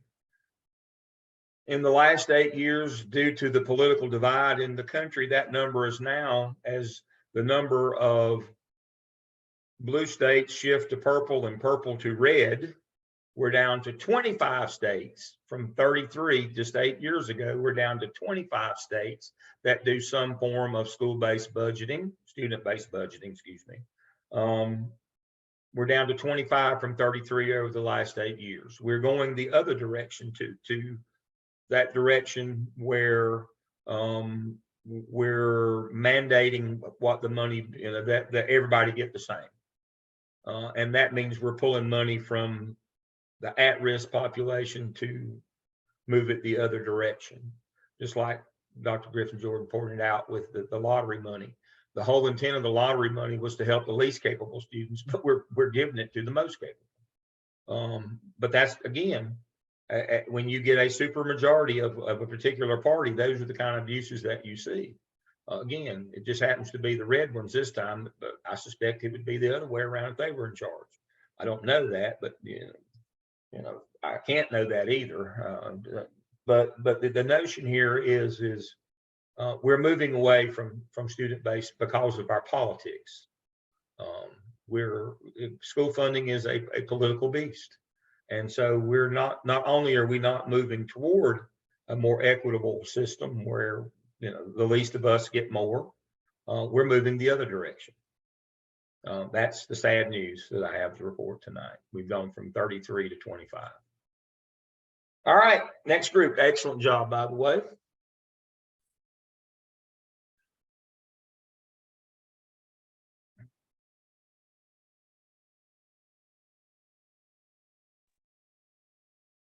All right, Crystal, I think you're up. Yes, good afternoon. For our case study number 2, we have Alex Birdie, Courtney Blue, myself, Crystal Boyd, Michelle Eisenberg, and Dion Lane. So I'll be reviewing the case first. It is the Leandro versus State of North Carolina. So in 1994, the case Leandro versus State of North Carolina originated. With this case, it hinged on insufficient school funding, although tax rates were higher than average. The lawsuit was filed by the parents, children, and school districts in Hope, Halifax, Robeson, Vance, and Cumberland counties. The Leandro family was the lead plaintiff in the case. The argument was that family and community wealth should not affect a child's quality of education. And as you all stated, Leandro did not win. However, a unanimous court decision was made that every child in North Carolina be provided the opportunity to receive a sound basic education. This case has been active for several decades and is an ongoing case. There have been several rulings in the case. The first ruling was in 1997. And with this ruling, there were 3 principal holdings that state. The first one was that the state constitution does not require equal funding of public school systems. The state constitution does not require students in every school system to receive the same educational opportunities. And the state constitution requires that each student in all school systems have the opportunity to receive a sound basic education in our public schools. Let me stop you there. Keep that one back up. So what this is, again, to be redundant, in the end, if you're in a wealthier district and your district can add more to the educational side, that's okay. That's what they said. There's no legal right to equal in the end.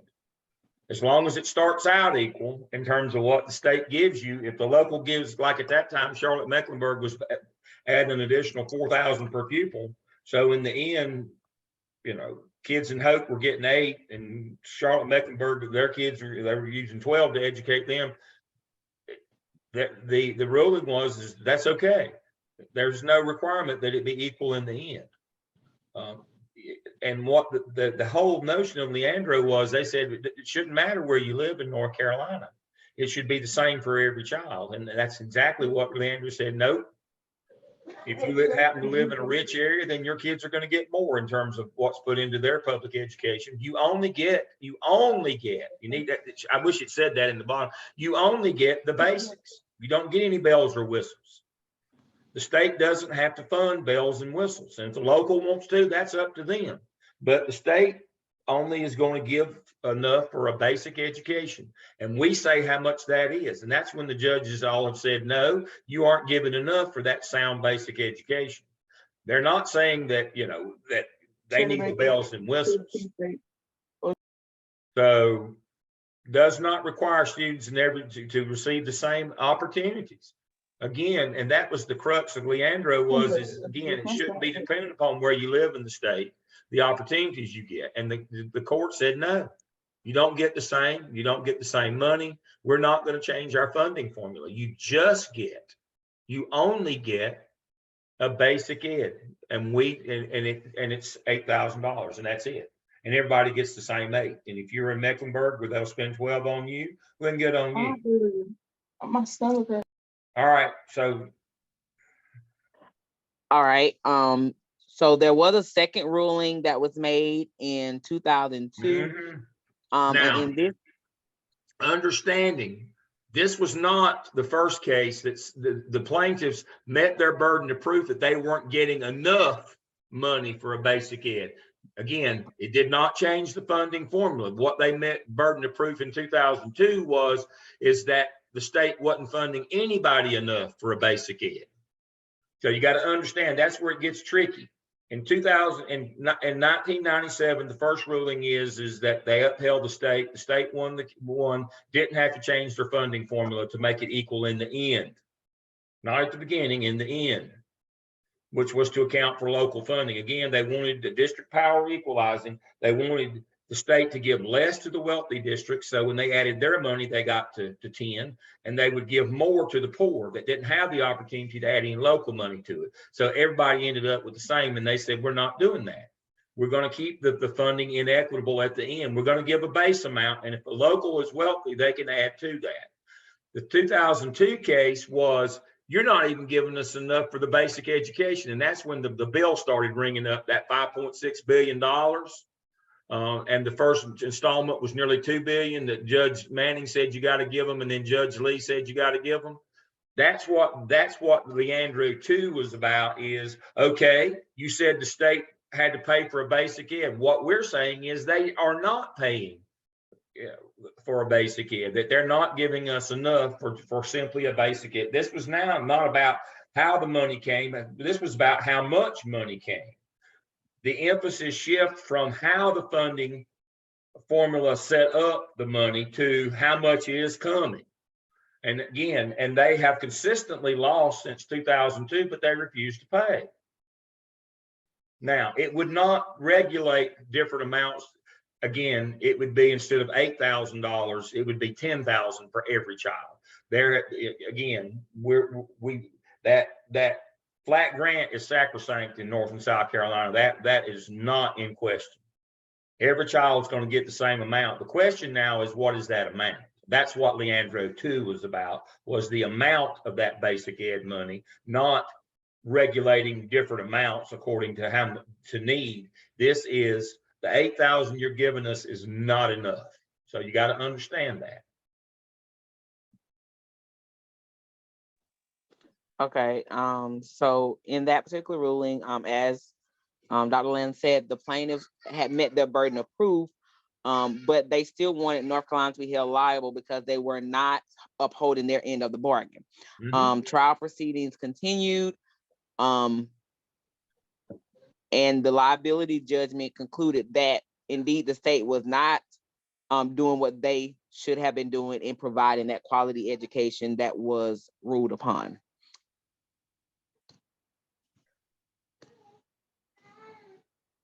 All right, so in the years to come, the Supreme Court upheld the lower court ruling. There were over 20 hearings held during this period of time. North Carolina is held responsible for providing each child with a sound basic education and cannot transfer that responsibility to the local school boards, like we have said. It also remains in full force in the effect of it, and it is not going away. Those subsequent rulings after that, in 2017, the plaintiffs asked the judge to appoint an independent consultant to make recommendations for the state to be compliant with the Leandro ruling. In 2018, Judge Lee appointed West Ed, the independent consultant, to investigate and recommend a plan to remedy the constitutional violations. And in 2019, West Ed completed their investigation findings and reported 7 critical needs. And those critical needs that they reported were about finding and hiring qualified teachers, as well as administration within each school building, to put financial systems in place that provide adequate and equitable and predictable funding, like we have talked about this evening, having assessment systems in place that assess multiple measures of performance, the support for low performing schools, early childhood education, preschool, we've mentioned that before, and then aligning high schools to post-secondary and career expectations, which we've also mentioned this evening. Now, there have been some more recent rulings in the case. In January of 2020, a consent order was issued requiring that a plan be developed to adhere to the obligations to provide a sound basic education to all students. And in September of 2020, they ordered a comprehensive remedial plan to be developed, which should include action steps informed by the West Ed report And a consent was signed for an additional $426.9 million to be allocated as part of the first steps to address the Leandro case. In 2022, in August of 2022, the North Carolina Supreme Court heard oral arguments, and in November of 2022, the North Carolina Supreme Court issued a ruling in favor of the plaintiff that ordered the legislator to fund years 2 and 3 of the comprehensive remedial plan. Okay, so the letter was about the student-based budgeting for 4 schools. It received feedback from principals of the 4 schools, and it worked through their concerns, rolling out the SBB system-wide. The letter was written to inform key stakeholders about this new plan for budgeting. It provided money directly to schools based on the number of students enrolled and their specific needs of the students, which we found to be flawed. And it was also, even though it was not the best choice, but they were transparent in their budgeting decisions. All right, I'm glad somebody finally put this one up. I'm waiting on this one all right, how do you think the superintendent paid for the little pilot program that he ran in the 4 schools? Probably with general funds that he had left over. Discretionary money, general funds. That's exactly right, Dion. That's exactly right. Remember, superintendents have some discretionary money that they can spend on special projects like this. Now, it can't be every year kind of thing. But one time you could do something like this one time in just a small group. And so that's the question I get every semester when we do this is, well, how do you do the pilot program? Well, the pilot program was simply a little initiative that he ran with it, little discretionary money that, what is it up to? You can, what is it? $90,000 you get in North Carolina discretionary money as a superintendent. You can spend up to $90,000. You can direct it, the way that you want to, as long as your board's on board with it. You can do that, but now it's only a one-time thing. It can't be an ongoing thing. That was the deal in Chapel Hill Carver. She signed a contract where she was going to use that money every year to do that. Well, that's against the law, because now you're regulating, you're doing exactly what the Leandro initial in 97 building said that you couldn't do. You can't do it systemically. And so that's the notion here. Yes, he was able to do a little pilot, use his $90,000 to do that with, but that's a one-time thing. You can't do it the next year, and you can't certainly do it where you sign a contract for $1 million that you're going to do it for the next 10 years. You certainly can't do that, because that would have the effect of directly violating Leandro. So if you had that question, how was he able to do it to start with? There's your answer. He used that discretionary money, general fund money that he had that he could spend up to $90,000, as Dion said. Excellent. So the superintendent's plan, he wanted the fund to be equitably distributed, which we are learning all about equity and not the whole equality thing. Implement student-based budgeting, gives authority to the principals, and involves all the stakeholders in the process, because even in the letter, he reached out to parents for them to join in about where the money would be allocated. Requires cooperation from all stakeholders. He uses priority-based budgeting, brings about a cultural change. It's more effective, efficient, results-oriented, and customer-focused. Using enrollment and the needs of the students to determine funding. The superintendent is focused on the customer. He does inform key stakeholders. He gets feedback from the pilot schools, and his plan could prove to be beneficial if he would have done it just the first year and not try to do it continuously. Okay, so the legal concerns, the first thing we always have to keep in mind that the state has to have the primary role of providing public education. So all decisions, including budgetary ones, are up to the state.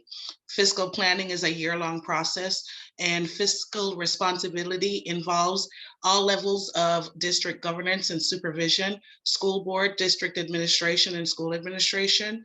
There are basically 2 levels of compliance, legal and fiscal stewardship. And this was out of the reading, so we could tie it back to his actions. Legal compliance is adherence to state and federal rules and regulations regarding the procurement, and use of resources. Fiscal stewardship is ensuring that funds are used in an effective and efficient manner to support student achievement.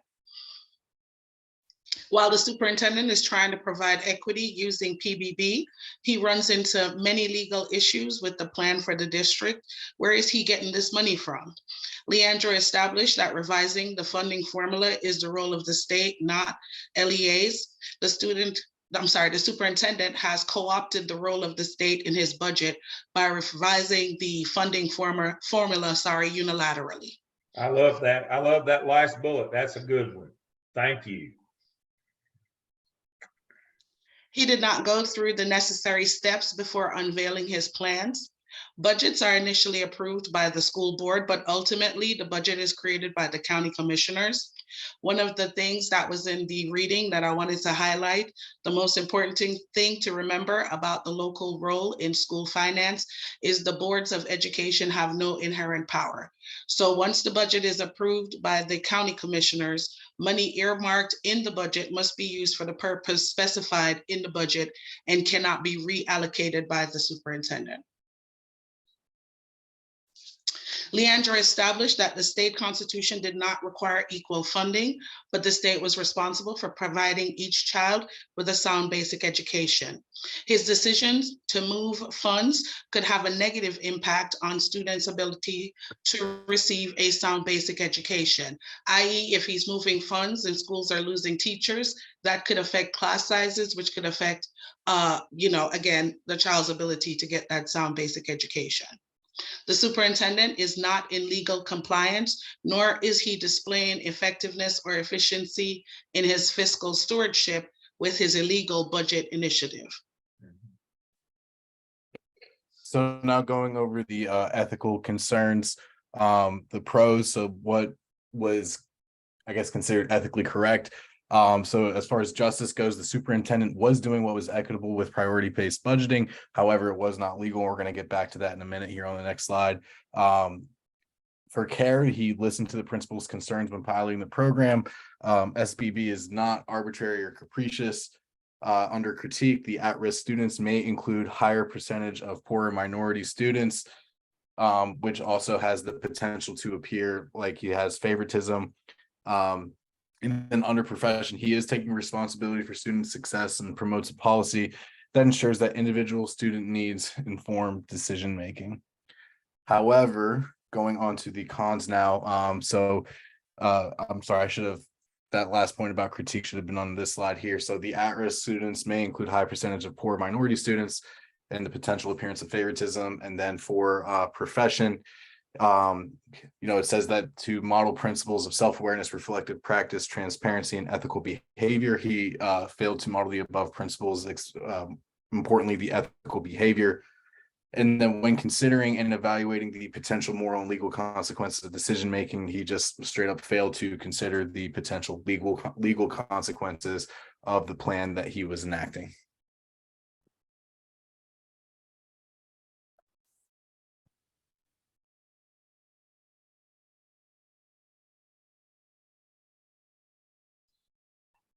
And that was our conclusion, Dr. Lamb. Excellent, excellent. So you can stop your share and we'll get ready for our last group. All right, let's talk about political reality for a minute here. When the initial in Leandro 1 from 1994 to 1997, that was decided in 1997, I've had students ask me, why didn't the plaintiffs appeal all the way up to the Supreme Court? Well, unfortunately, they didn't have any standing to do that. Here's why. Because in the ruling that came in 1997 that said we're not changing the formula, they said, but we're going to do all these things to give you some more money. So that they provided recompense to injury, basically, is what happened. They said, we're going to start a lottery and give you this money. Now, in 2002, with Leandro 2, they were able to prove their case that they weren't getting any additional money, that they were still being totally underfunded. So they won that round, so they didn't have anything to appeal. But again, the money still didn't come. The opportunity to appeal this decision to the United States Supreme Court has never been there, because again, even though the plaintiffs lost the first round, they couldn't go to the Supreme Court because there was a plan for recompense in place. You know, it's kind of like mediation. We're going to give you something. But when it didn't come 5 years later, they won. But again, there's nothing to appeal to the Supreme Court. Can't go to the Supreme Court and say, tell the state legislator to fund it. And so, again, this is a battle between the judiciary and the legislative branches, where the judiciary for the last 21 years has consistently held that you're not funding a sound basic education. But they keep on winning, the West Ed judges, but the General Assembly just keeps saying 90-90 boo-boo. You can't make us give you the money. You don't have the authority to do that. At some point, this is going to have to get to the Supreme Court. I don't really know the legal avenue for that to happen, but at some point, that's the only way this will ever be resolved, because the one party that's entrenched with a supermajority is never going to fund. They're never, don't care how many judges tell them they owe 5.6 million, make a $2 billion installment this year. They're just not going to do it. You know, we're not going to give you any money. And so you've got to understand that, and we're not going to let local districts do this either. And we don't have the political will or want to, and we're not going to let districts do it. And so that's kind of where we are. So that's kind of the legal part of why they didn't appeal the original. After that, there's nothing to appeal, because there was recompense made in the ruling. It looked like they were getting something, but they never got it. The lottery turned out to be a hoax. All right, our last group. Put it up there, Dr. Lamb. Pardon us. There we go. Let me stop my shit and make yours.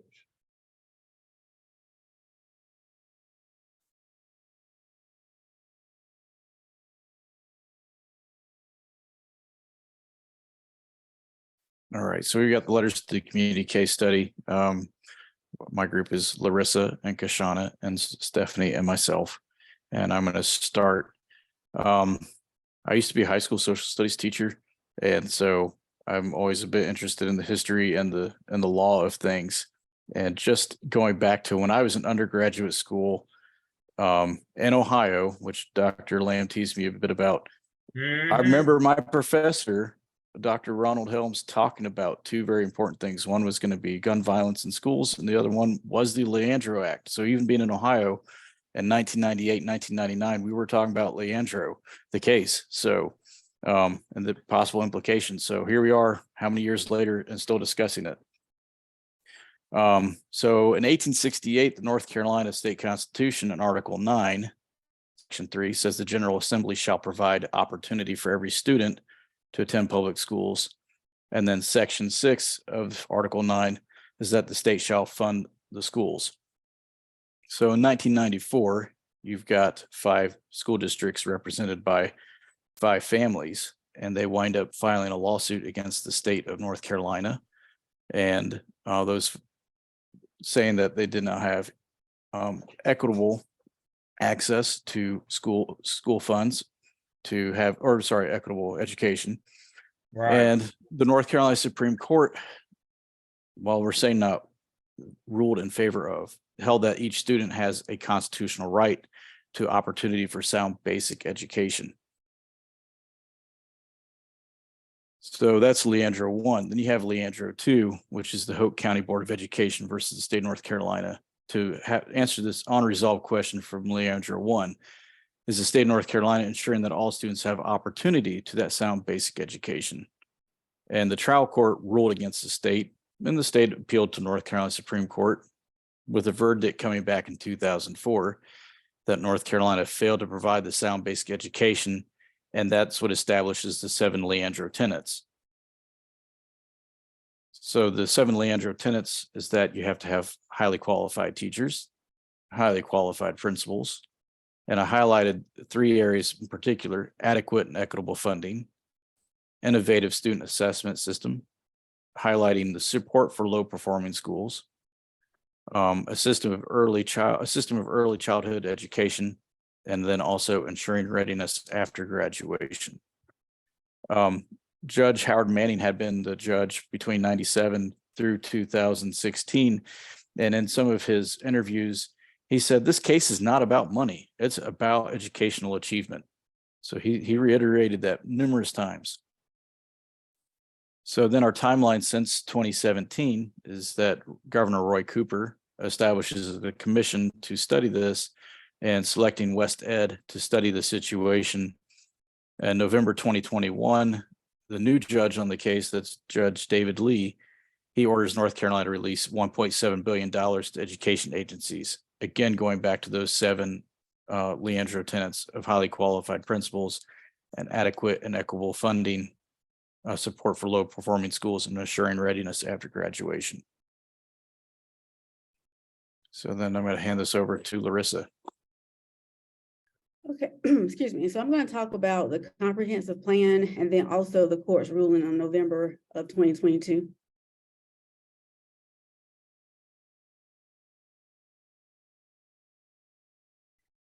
So it was called the Comprehensive Remedial Plan, and basically it was known to the court as the Comprehensive Remedial Plan. It basically meant that North Carolina would provide 1.5 million public school students with a sound basic education. And that's a term we've heard all night. It's coined by the North Carolina Supreme Court.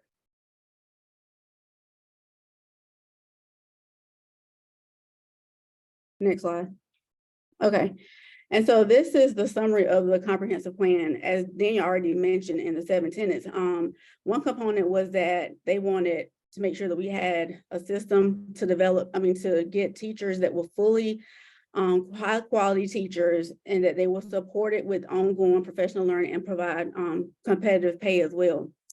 The second component is about the administrative team or the administrator. So they wanted principals that were high quality principals who could also have ongoing professional learning and provide competitive pay as well.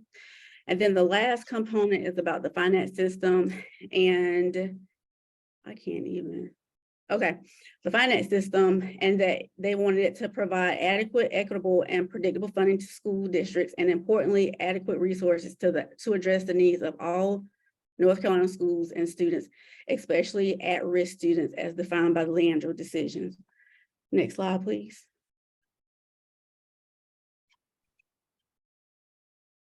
So on November 4th of 2022, the Supreme Court issued a ruling that the legislature must fund years 2 and 3 of the Comprehensive Remedial Plan. So the state of North Carolina and the Department of Education have yet fulfilled their basic constitutional responsibility for providing all students a sound basic education. So the Leandro case also highlights the legislature's resistance to supporting North Carolina's neediest students. However, even with large budget surpluses, the legislature still did not fund the Leandro plan with the 2021 through 2023 budget. So going into 2021, the state had a surplus of $4 billion, and by fall, that number had grown to more than $9 billion.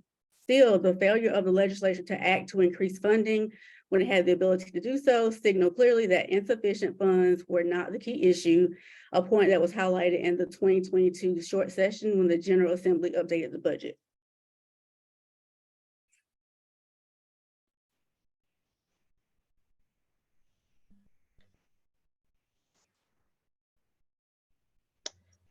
Can you hear me? Yes. Okay, so the 4 paradigms of ethics, justice, profession, care, and critique. So starting off with justice, we're saying that as a team, we agree that the superintendent was trying to justify his actions by trying to provide an equitable education for those students who are at a disadvantage. Then there was some lack of justice because it does not ensure equality, fairness, or justice for all the students in the district, because there were only 4 schools within the district that the budget would apply to. Next slide. So for professions, we said making decisions based on students' best interests, and the principals did evaluate and display some type of concern for the budget idea when they met with the superintendent. I said that there was a lack of profession because the superintendent lacked transparency and ethical behavior, because it came off as if he or she was pushing off their dirty work onto the principals during the initial contact with community members and parents. through the letter, and parents were not given any reason for the budget change. They weren't given when the decision was made, or even some type of evidence to support the budget change. And it does not safeguard the values of equity. And the superintendent did not seem to evaluate the potential consequences of the budget. He or she was just determined to implement it.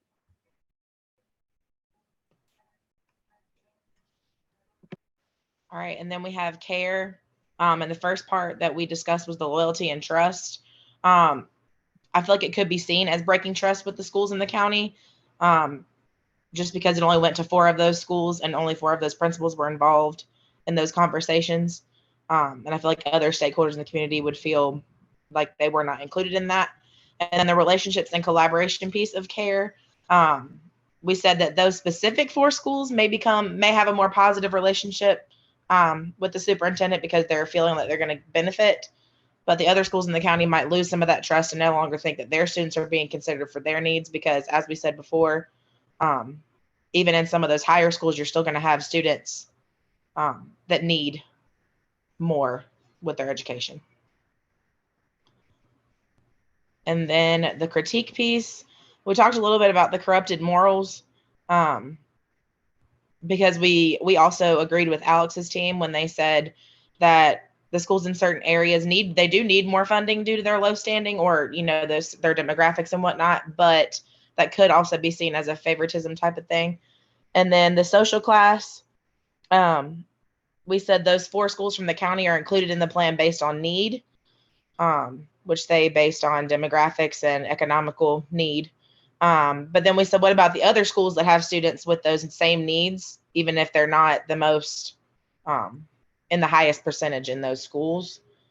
Would they not receive the student-based budgeting? And then they state that it was for all students, but it's not really for all students.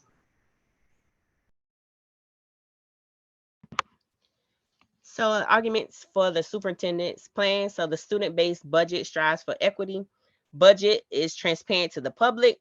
They were notified. Students based budget is based on the specific student needs, and student-based budget dollars ensure that money is following the students.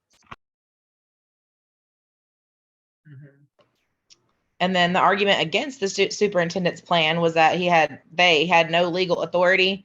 And citing Leandro, the superintendent does not have legal authority to reallocate state funds. That's under the state's authority. The district's budget is executed by the county commissioner, so the superintendent cannot just move the money on line items. Mm-hmm.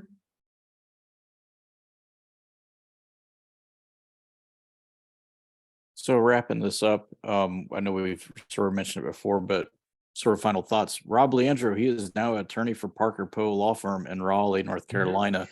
And his law firm has created a report for the North Carolina Association of County Commissioners Public Education Committee.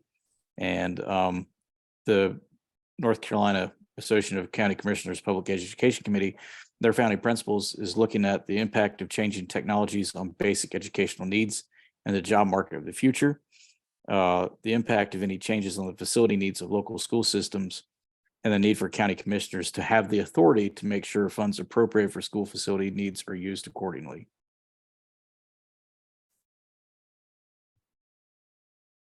That's all we have. Excellent presentation, Daniel, Larissa, Stephanie, and Kishana. I like your take is a little different on the ethical paradigm for the superintendent. Your take is exactly what happened in Chapel Hill. There were principals who were mad because they were going to lose staff and money. When you start moving state money around, what does 85% of state money go to pay? Salaries. And so when you start moving state money, what are you effectively doing? You can stop your share now. You're effectively moving teachers. And so principals weren't happy. There was a large segment of the Chapel Hill side of the Chapel Hill Carrboro community that said, you're taking from our kids. And so what they pretty much just defined is exactly what happened in Chapel Hill. The superintendent was surprised. I don't know her personally, but I know her well enough. I know this case well enough. She was surprised that she got such a backlash from the community. It was not only legal, but the community, don't take from my child and give to somebody else's, even though they might need it. You're sadly mistaken if everybody will agree with you that it's the right thing to do. Let me share my screen right quick. I know our time is about up. Let me quickly go here and here and here. All right, so here's the crux of Leandro 1. I'm gonna make this big enough. Okay, everybody see it. Leandro 1. All right, so what the case was really about, let me do this. 16. Was North Carolina was sending about $8,000 per pupil. So if you were in low wealth, that's all you had to spend on the educating a child, because you were spending all your local money on facilities. Because remember what happened in 1966? North Carolina, as many states did, got out of funding public schools and left it up to the local counties to keep up their buildings and build new ones, let bonds to build new ones, and the upkeep and paying the light bill on their facilities. Now, the problem is that in the Leandro counties, the 5 low wealth counties, they were only spending the $8,000 per pupil because that's all they had. But unfortunately, counties like Wake and Mecklenburg,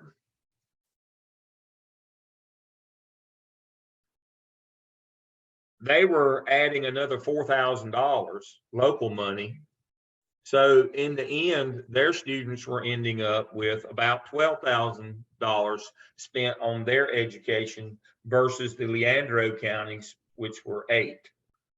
The ruling again in Leandro 1 is the state has no duty to make sure that these two numbers, 8,000 in the low wealth and 12,000 in the white, are equal in the end. As long as they start equal, it doesn't matter what the local can do. That's why I said the plaintiffs did not win. They did not change this flat grant formula of everybody gets the same $8,000. That there was no duty to take money from Wake and Mecklenburg and give to these. But they said in recompense, what we'll do is we'll start a lottery.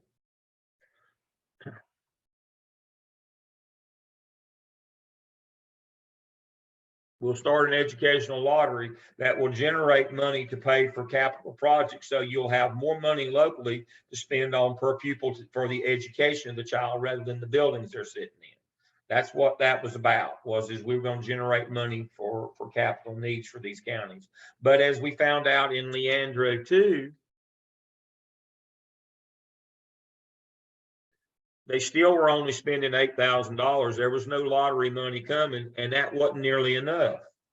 And so that's when Judge Manning and then later Judge Lee, 10 or so years later, said, you owe them this money. You got to give it to them. But again, not one penny has ever come. No money came from the lottery. No money came, on a regular basis. There might have been an appropriation here or there, a little bit of dribble or drabble of money, but there was no systemic change in how schools were funded. The lottery it turned out to be a hoax. And so in the end, the same thing is still today.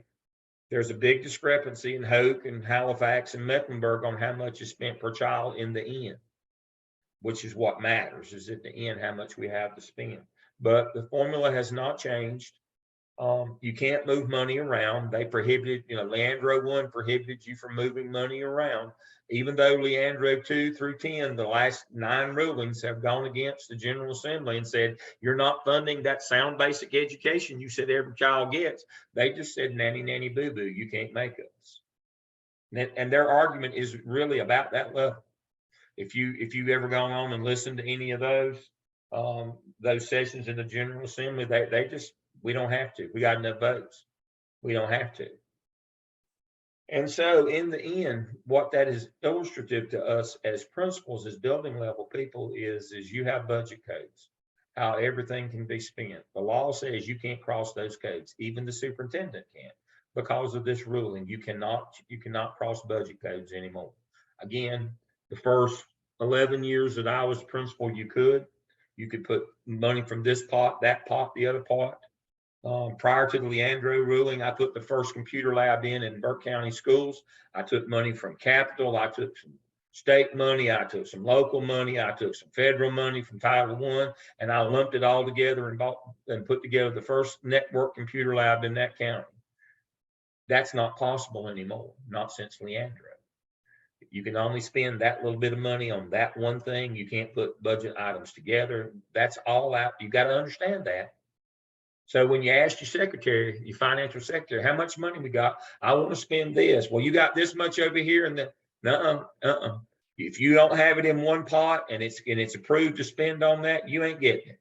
That's the lesson from this case study is no matter how ethically sound what you want to do is, what a good thing it is, you can't cross or add, you can't put budget codes together anymore. That's been out now since 1997. No more crossing the lines with your budgets. And so what I did regularly for the first 11 years as I was a principal, that's no more. That was my time. And I tell you, that last 3 years that I was a principal, and then the 12 that I was in the central office, that last 15, boy, I tell you, that was hard. That was a hard pill for me to swallow because I'd always been a wheeler dealer. I'd always pulling some deal here or trade this for that. Man, I was proud of my ability to figure out a way to get it done. No more wheeling, no more dealing. Dr. Griffin Jordan, what a great job this group's done tonight. I'll give you the final word as always. And again, thank you for your perspective as the expert in the field. This was a very good evening. Everything was said. We added on, but the groups presented very well. A couple of words to leave on, as Renee mentioned, law over likes. Follow the law instead of worrying about who likes you, because if you break the law and you go down, those people will turn their backs and you will never see them again. So please follow the law. And then Jolene mentioned feelings can get you in a lot of trouble. When you're managing a school, sometimes you got to put your feelings aside when you're looking at the law and the policies. And sometimes it's going to be tough because you're going to have a soft spot for this student or this project, but you've got to follow the law. So always keep that in the back of your mind. That's it. Excellent. All right, we'll see you next week for class, and then that'll be we got one next week, and our break's coming up soon. So hang in there, keep working. Your work is great. I appreciate it as always. Thank you, and we'll see you next week. Dr. Lim, I have a quick question. Sure. When I'm working on task stream, and who do I share my comments with for the 12 competencies from OMA? Me, that's easy enough. Sounds good. Yeah, there were some different options. I didn't know which one to pick. Yeah, that'd be me. Okay, thanks. All right. Everybody have a good evening.